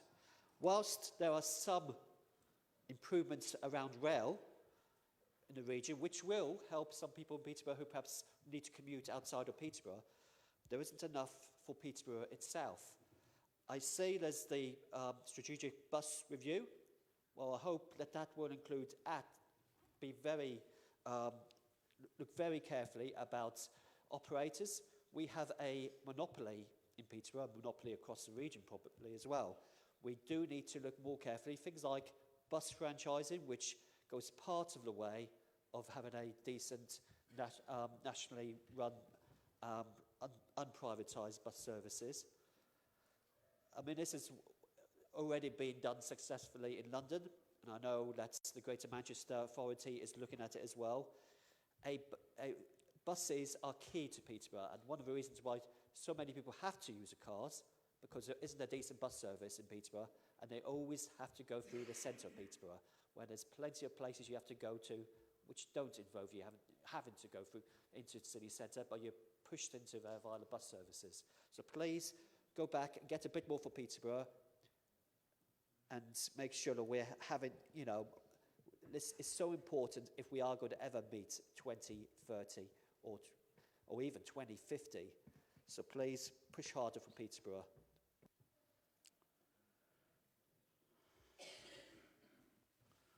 We'll have next speaker on the Councillor Seaton, please. Thank you, Mr. Mayor. I'll try and be brief. Councillor was speaking earlier, and I recalled the modal shift of that councillor as newly elected. He moved out of Hampton the week after. But, you know, Councillor Coles made a very good point. There's been points about parochialism. Right? Cambridge is a transport disaster. It is an absolute shambles. If you try and drive into Cambridge in the rush hour, it will take you a very long time, and there's parts that you can't even get to anyway. This city, I can drive from Hampton to behind the town hall in about 8 minutes. That would be a dream. And yeah, okay, Councillor Wigan, about 45 on the bus. I accept that. But you can drive it in about 8 minutes. And that would be a dream in Cambridge. Point of accuracy, Mr. Mayor. Councillor Seaton knows as well as the rest of us do that Hampton is a notorious traffic black spot on the Frank Perkins Parkway with numerous accidents there. So 8 minutes is very lucky. And also the bus does not take 45 minutes. It really does not, unless it's stuck in the same traffic caused by the roads breaking. But if we had better public transport, we'd have fewer cars on the roads. Thank you, Councillor Wiggin. I'm sure we can do two things. One is you can join me on that journey in my car, and also I'll join you on the bus, because I'm including standing at the stop, walking from the stop to the town hall. It's not a quick journey. But Cambridge is a disaster, and it has had a series of Liberal and Labour councils running Cambridge. So we fully understand why it's a disaster. But the issue I have with this motion, Councillor Sanford, is basically it takes an important Sorry, could I stand on a point of order? point of information, the Transport Authority for Cambridgeshire has been Conservative for basically as long as I've been alive. So talking about the Labour and Liberal Democrat administrations in the city is fairly irrelevant.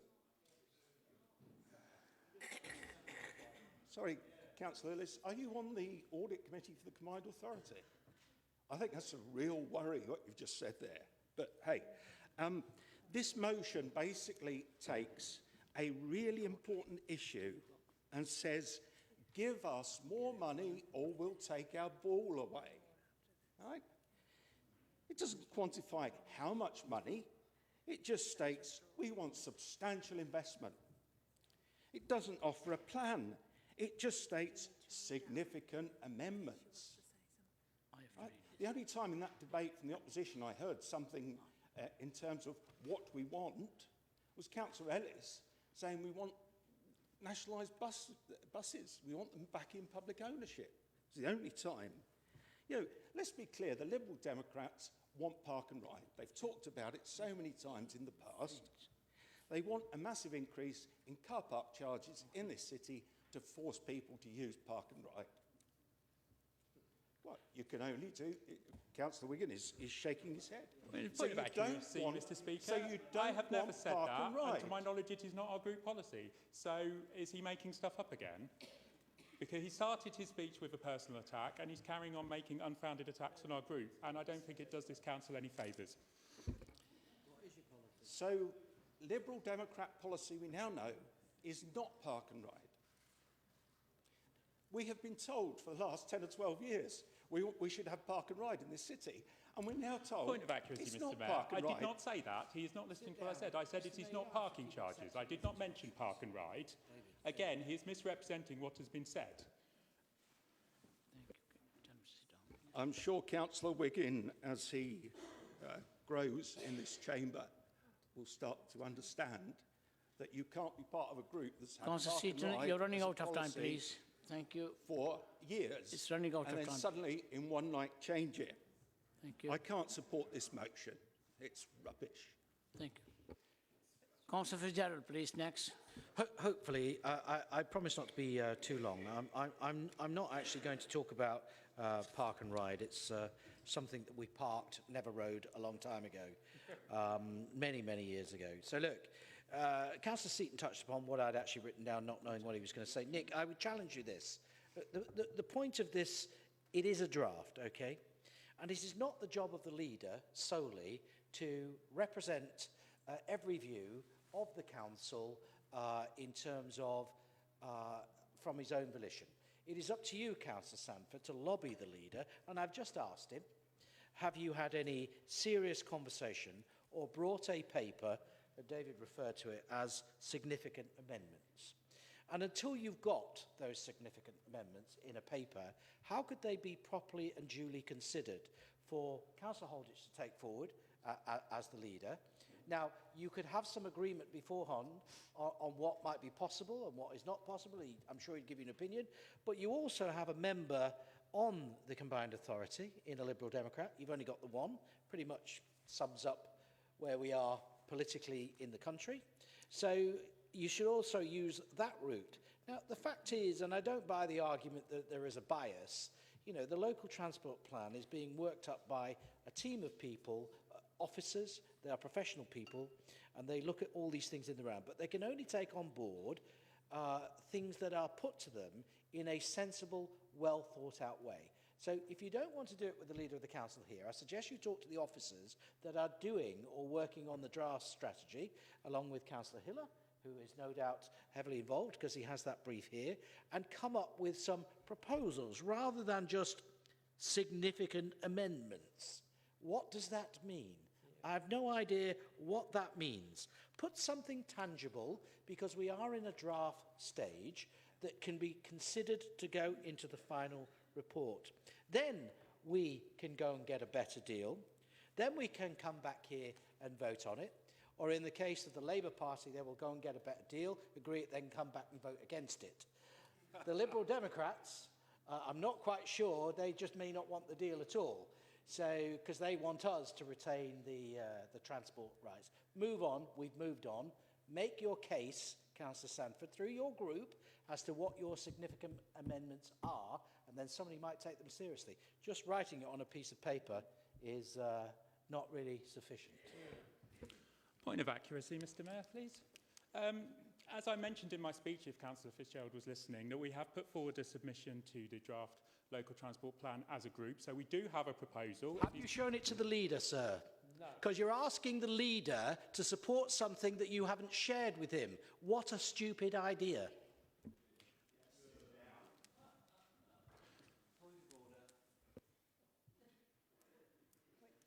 Wait.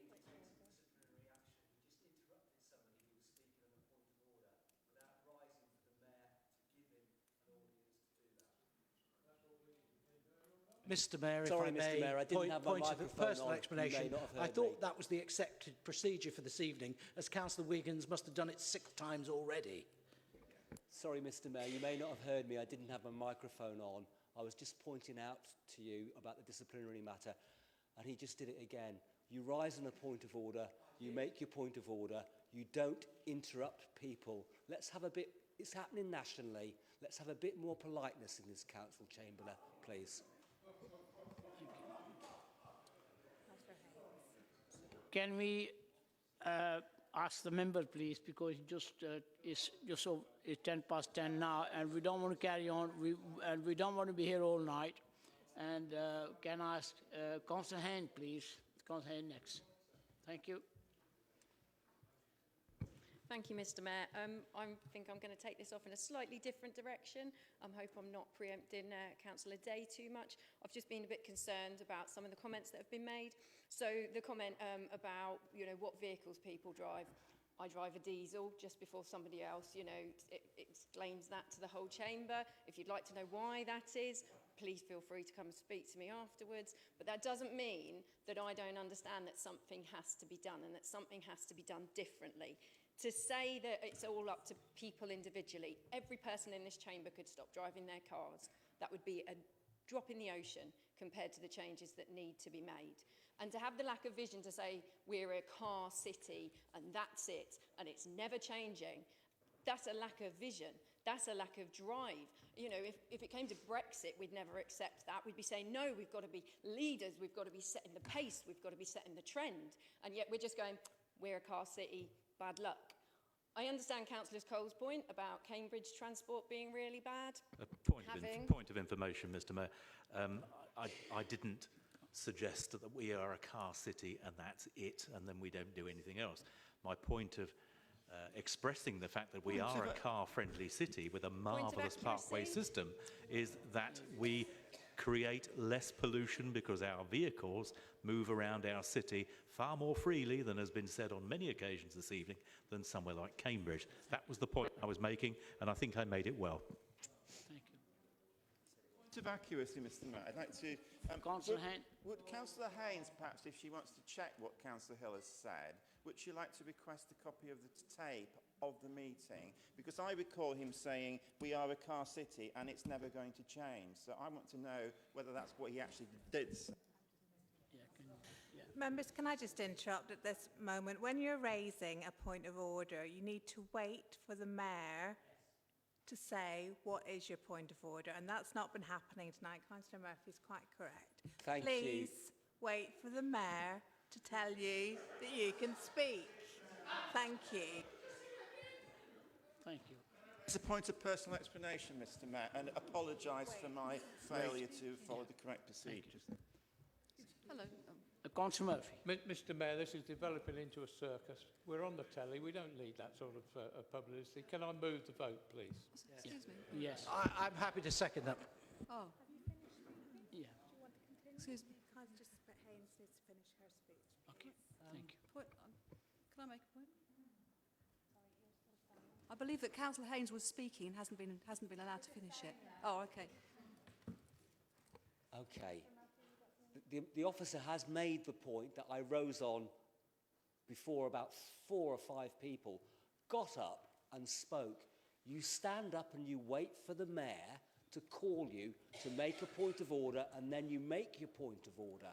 I know it might be a culture elsewhere to interrupt people, particularly women in this council chamber, but please stop it.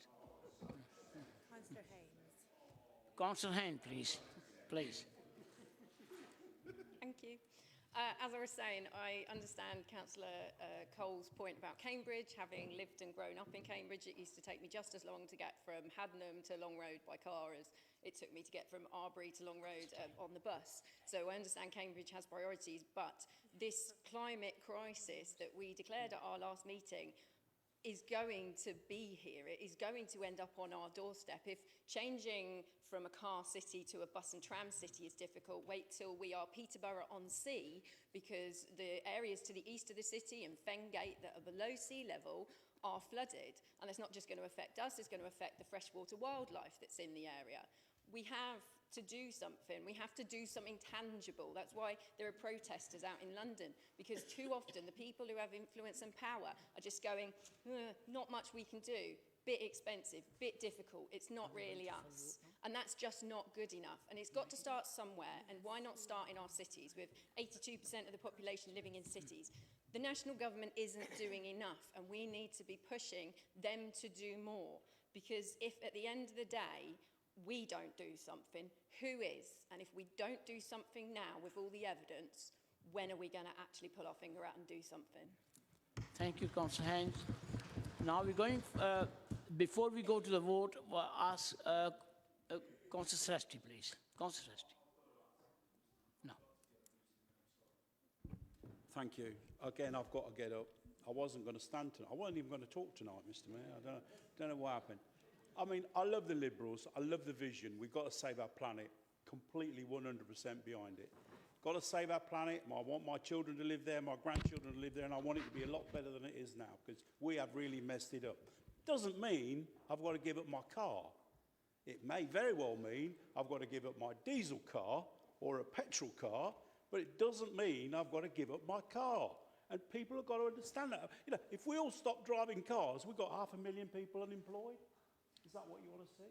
500,000 people, perhaps even 1 million by the time you go down the suppliers route. I mean, it's just ridiculous. There are lots of alternatives to getting rid of our cars. We should have the right car, an electric car. We should provide green energy. That's the vision we should have. Green energy for our city. Charge the cars with green energy. Stop burning carbon. Not just, oh, don't drive your car. I mean, you know, who's going to do that? How are we going to get 60 million people in this country that, if they've got cars, I don't know how many cars there are, just to stop driving their cars? We're not. Let's have some vision. Let's have some strategy. Let's create a city where green energy is paramount. Let's create a city where you can come into the city with your electric car and get it charged. And you get it charged with an energy that hasn't cost the earth. But think outside the box. It doesn't work, it won't work, and no one will go for it, and actually we won't get anywhere. But if we make it easier for people to swap, so they have intelligent electric cars, we produce green energy. We, as a council, are already leading on it. We're producing green energy. We've got the most houses in the whole country, of all the major cities, with solar panels on their roofs. Most. You know, it's already, we're leading the way. We've got 3.5 megawatts being produced of green energy from our waste. We're about to put in, we hope, private wire into the city centre. If things worked out, we might even get another power plant that will give us green energy, that will provide 50% of the energy in the country, or 50% of the energy in the city. All green energy. Let's get more solar panels on the roof. Let's get solar panels on our car parks. Let's do away with ground car parking. Let's have a vision. Let's turn this city into something that we aspire to and have aspired to for the last 12 years. We do not need to get rid of our cars. It won't work because people won't give up their cars. Thank you very much, Mr. Councillor Day, would you like to exercise your right to speak? Thank you. Ooh. Like being in my Year 9 class. So, Mr. Mayor, I rise to speak in support of this motion. I cycled around the city until I was 26. I didn't learn to drive until then. I do own a car. I used to take my little boy on the back. I've cycled around this city. I've cycled to Cambridge. It's dictated where I've lived in the city. I can see from both a cyclist and a motorist point of view how local transport and how the planning of local transport can be really important to people's lives and where they live and how they work. I wouldn't have been able to get my teacher training at Cambridge without my bicycle. Okay, so I feel that the local transport plan surely must align with the council goal to be net zero carbon by 2030. It doesn't at the moment. That's in the climate emergency. Everybody here spoke for it. I'm glad to hear, as Councillor Hill has said, that this is a draft transport plan, that it can be changed. Hopefully it can be.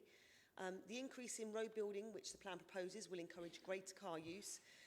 People will have to get rid of their cars. We will have to, what we think is normal today is actually quite greedy. We're taking away children's futures. The local transport plan states that the car remains a key mode for many residents, but this should not be the case. The plan should encourage and enable Peterborough to work towards a goal of fewer cars on our roads. In Amsterdam, Amsterdam is a city that was completely transformed since the 1970s when it was predominantly car-based. It's now pedestrian and walking. The plan states that continued investment and maintenance in the network, particularly integrated into new development, is needed to ensure walking and cycling is an attractive option for people of all ages to travel around Peterborough. Yet the summary of key projects for Greater Peterborough lists 10 or 11 major road building schemes and only 3 walking and cycling schemes. Electric cars, unless they're powered completely by renewable energy, is not the answer. And I endorse the points that Councillor Sandford has made and ask this council to support this motion. Thank you. Councillor, is this motion agreed? Sorry. Point of order, Mr. Mayor. Councillor Sandford, would you like to sum up? I'm afraid I've got to, because, you know, we have heard some things this evening. I would actually like to request that we have a transcript of what Councillor Hill has said during this debate, because I was quite frankly appalled by some of the things that he said. You know, he accused us, the Liberal Democrats, of hypocrisy, because he said Councillor Hogg drives a car. Now, you know, we are a Liberal party. We believe that people should have choice. And what I want to see, and what I thought the policy of this council was, that we should be looking to create a situation where Councillor Hogg no longer wants to drive his car because he's got an excellent public transport system, because he's got an excellent cycleway system, and he has a choice as to whether he actually uses that. But, you know, to use the word hypocrisy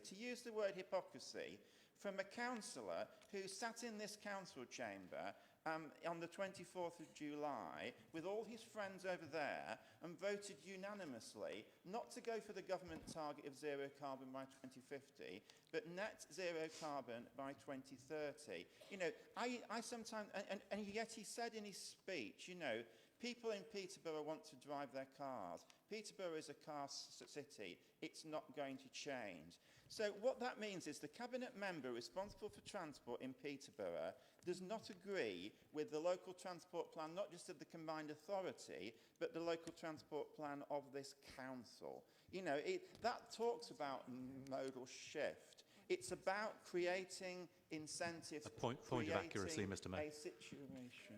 Councillor Hiller. I think there's far too much stead being put on the fact that I said Peterborough is a car-friendly city and that will never change. What that means, Councillor Sandford, as you hopefully would be well aware, is that whatever cars we drive, however we get round this city, Peterborough, I'm proud of Peterborough being a car-friendly city. It doesn't mean to say that we're not other forms, green energy, electric cars has been quite eloquently cited by Councillor Serretti. It is a car-friendly city. You'll never change that. We've got the parkway system around this city that enables businesses and commuters and residents to get to, from, across, out, in. It's a car-friendly city, period. Councillor Murphy, can I ask you why you're standing? Yes, it's a point of order, Mr. Mayor. I don't know whether it's for the 5th or 6th time. Again, the member got up I believe, to make a point of order or a point of accuracy. As he got up, he spoke, he interrupted, he didn't wait for you to give him consent to ask a point of order. I think you need to take some disciplinary action. Continue, Mr. Mayor. I think, being interrupted, I think they don't realise what it takes to get to zero carbon by 2030. It means, you can't just change a few car engines to electricity, because an electric car, in carbon terms, is only as green as the source of the power that powers the car. And we've still got a situation where over 50% of our energy comes from fossil fuel. So that's not a green option unless you change that. We need to do all the things that Councillor Suresti was talking about. We need to have more renewable energy. We need to have more insulation. We need to encourage more people to work from home. We need to give them, give them an ability to actually do that. And, Councillor Seaton said, it's a disaster. Transport is a disaster in Cambridge. Well, this is the problem, you see. They define a disaster as how easily you can drive your car into Cambridge. In the course of the debate, I've just looked up on the internet, and actually, in Cambridge, where we've got this disastrous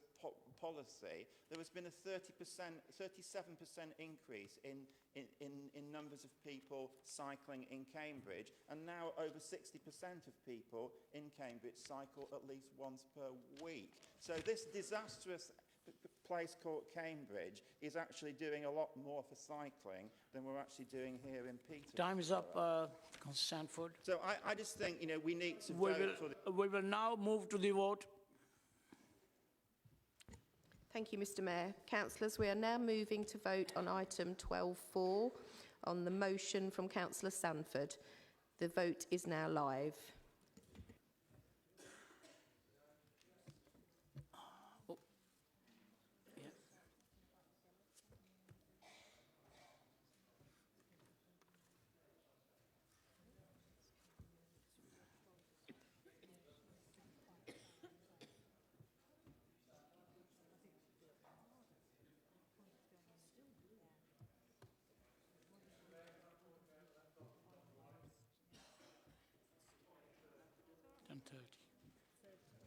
It's 10:30, the leader says 10:30. It's now almost 10:30. Oh, is it 10:30? Nearly, almost. Yeah. So after we've done this vote, read this bit out. So do you want me to do this? Yeah? No. Oh, no, we need to do this first and then we'll do that.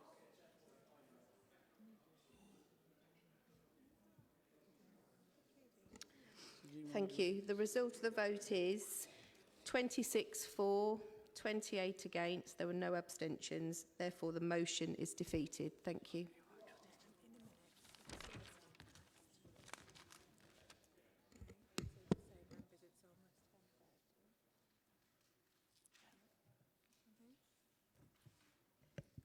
Member, it's now almost 10:30, and in accordance with the standing order, the council meeting will end at 10:45 p.m. Does anyone want to move a motion to suspend standing order 14.2 so that the meeting can be extended? Yes, Councillor Hogdos. Is there a seconder? Councillor Is there a seconder? Yes. So, Rachel, can you run a vote on it, please? Okay, councillors, we're going to the vote on whether you wish to extend standing orders so that the meeting can continue. The vote is now live.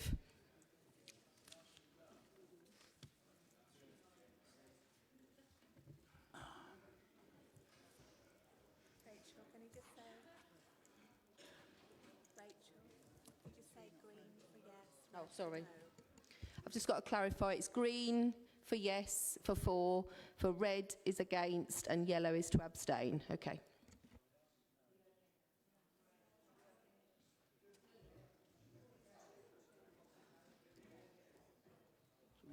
We'll do that one now, yes, Okay. as soon as the vote's Okay. been announced. Okay. Do the Councillor Powell one.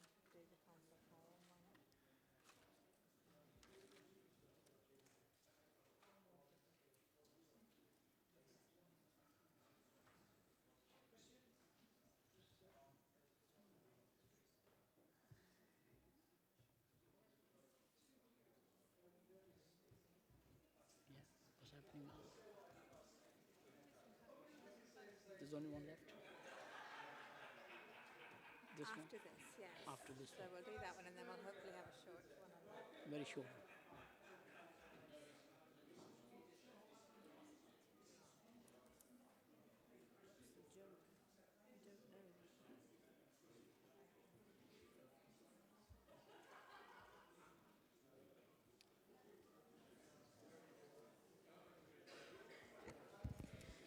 Thank you. The results are 8 for, 44 against, 1 abstention. Therefore, this is defeated. Thank you.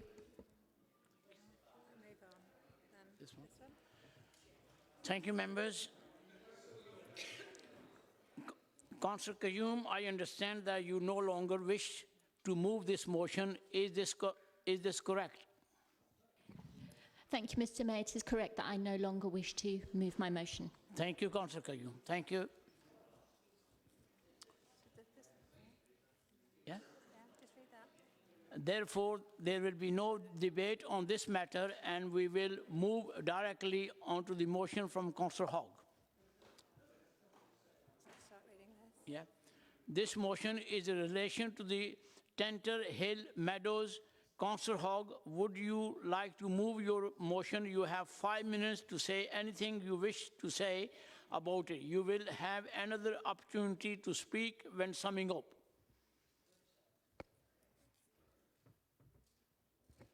Thank you, Mr. Mayor.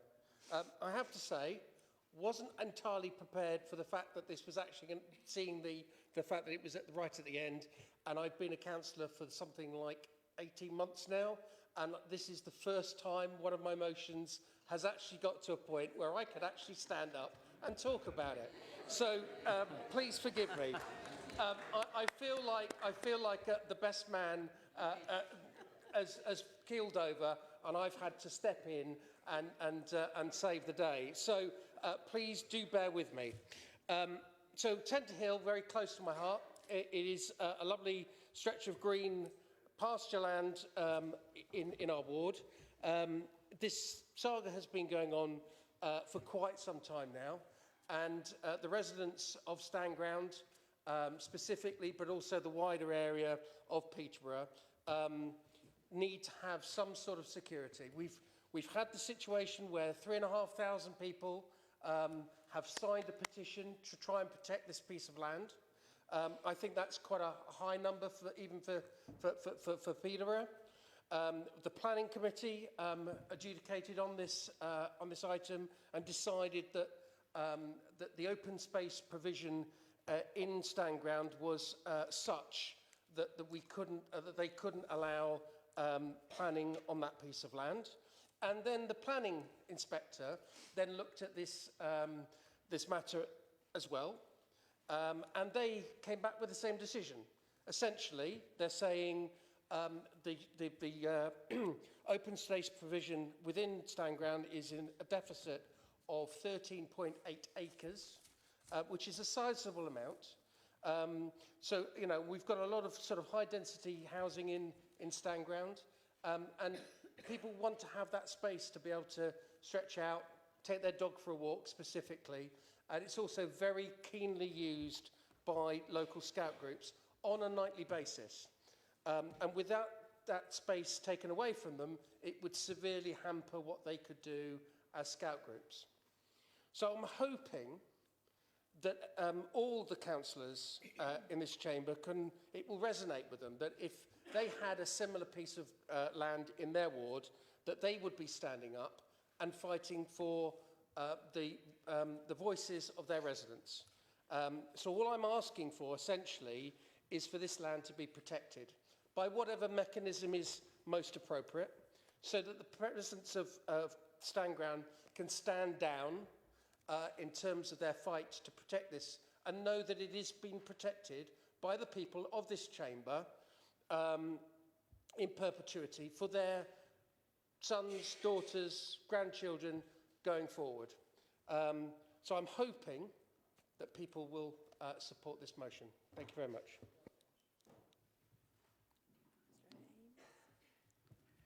Councillor Hand, will you second the motion and either speak now or reserve your right to speak later in the debate? Thank you, Mr. Mayor. I do second this motion and I reserve my right to speak. Can I call upon any other speakers? Councillor Lillis, please. Thank you, Mr. Mayor. For me, one of the highlights, we often in this chamber have the punch and Judy politics of Labour criticising Tory, Tory criticising Labour. And one of the highlights for me is the way that in the planning committee, members from across the political spectrum got together and voted based on the evidence for them, as they should, I accept, but doesn't always happen. I really hope that people from all sides of the chamber vote for Councillor Hogg's motion today. For what it's worth, and Councillor Harper and Councillor Rush can feel free to use this on your leaflet. I know that we wouldn't have been here without cross-party support, people working together with lots of hard-working people in the community. So I hope the working, even if not working together, but the all working in the same cause can continue tonight, and we can do the right thing by the residents of Stanground. Councillor Rush. Thank you, Mr. Mayor. Tend Hill is an area of open space land in Stanground, located by the river with views of the cathedral and looks over farmland and towards the railway. It is an area used by many people for recreation, and the 3rd Neen Scout Group have its headquarters there. The initial campaign objecting to the planning application was resident-led, and former Stanground councillor John Whitby. Like other issues in Stanground, this was hijacked by the Lib Dems.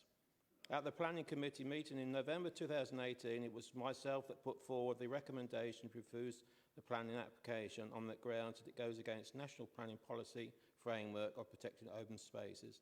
And the committee, including my fellow councillor Chris Harper, voted for my recommendation and the application was refused. Subsequently, the decision was appealed and the planning inspector dismissed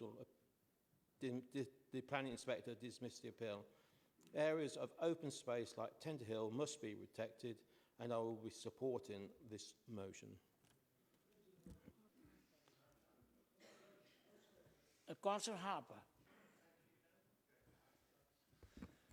Thank you, Mr. Mayor. I speak as a resident of Stanground, which is very important in this.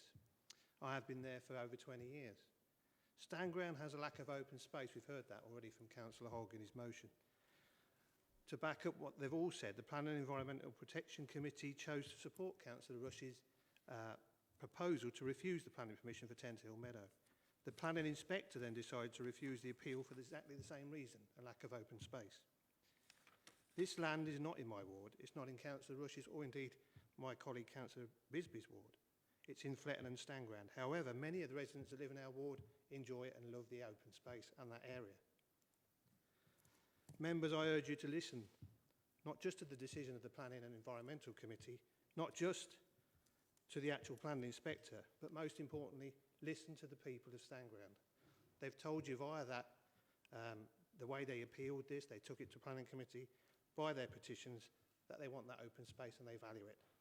I then ask you all members, all my colleagues, please support this motion and protect Tender Hill in perpetuity. Thank you, Mr. Mayor. Are there any other speakers? Councillor Hand, would you like to exercise your right to speak? Thank you, Mr. Mayor. I would, although I will believe I'll be quite brief. The residents of Fletton and Stanground spoke. They are short of 13.8 acres of open space, with more evidence arriving about the benefits of open space to mental and physical health, the long-term benefits, how it can ultimately save money on the healthcare system. People report better well-being and happiness. To get rid of such a vital community asset just seems slightly short-sighted, we'll say. The application was refused. It's unlikely that a new application will be able to be put forward that will meet the requirements that will allow houses to be built there. I think some people might be concerned about this setting a precedent that once, planning has been refused, we then go and protect the land. But I'm quite happy to set that precedent. I have no problem with that whatsoever. Our residents are short of open space and it matters to them. And so protect this area of land for them, for the children and for the adults, to improve their well-being in general. The residents feel ignored. I had residents saying to me, this council always want to build on every postage stamp sized piece of land in our ward and they need to sort it out. And I don't think they were a Lib Dem voter, to be honest. And I've had other people saying the council just don't care about us. They're just happy to ignore us. And it would be very nice if this council could prove them wrong and prove that they are being listened to and that they are cared about by us. As Councillor Seaton said earlier in response to something else, in this chamber we need to do the responsible thing and we need to preserve this land that was gifted to the people for generations to come so they can enjoy it as an open space. And Councillor Fitzgerald said earlier, stop flogging a dead horse, so please just leave Tenter Hill alone now. Councillor Hogg, would you like to sum up? Yes, thank you very much, Mr Mayor. So I thank very much my Conservative colleagues for their support in their speech. I don't feel that we particularly hijacked anything. What we did do is our jobs as ward councillors, which was to support the campaign as much as we could by setting up a website, by distributing literature to get the message out about what was happening. It was run specifically by residents, and we just supported them as any good councillor should. So on that basis, as I said, I don't think we hijacked anything. We just merely sort of helped bring it to the fore. As my colleague has already alluded to, I feel that there is probably very little chance that even if somebody wanted to, that they could get planning permission now to build on the land. But this motion is really about saying to the people of Stanground, we've heard what you have said, we've listened to the petition, and now we are going to do something about it. We are going to give you the protection that you've asked for. I don't think it's a big ask, because I don't think, even if you wanted to sort of come back with another plan or something, it would be thrown out because it is no longer in the local plan. It's about having a piece of paper that says this land is actually protected now. So please support the motion. Councillors, is this motion agreed? Agreed. Thank you. That is the end of tonight's meeting. Thank you. It's getting easier. Oh, easy every day.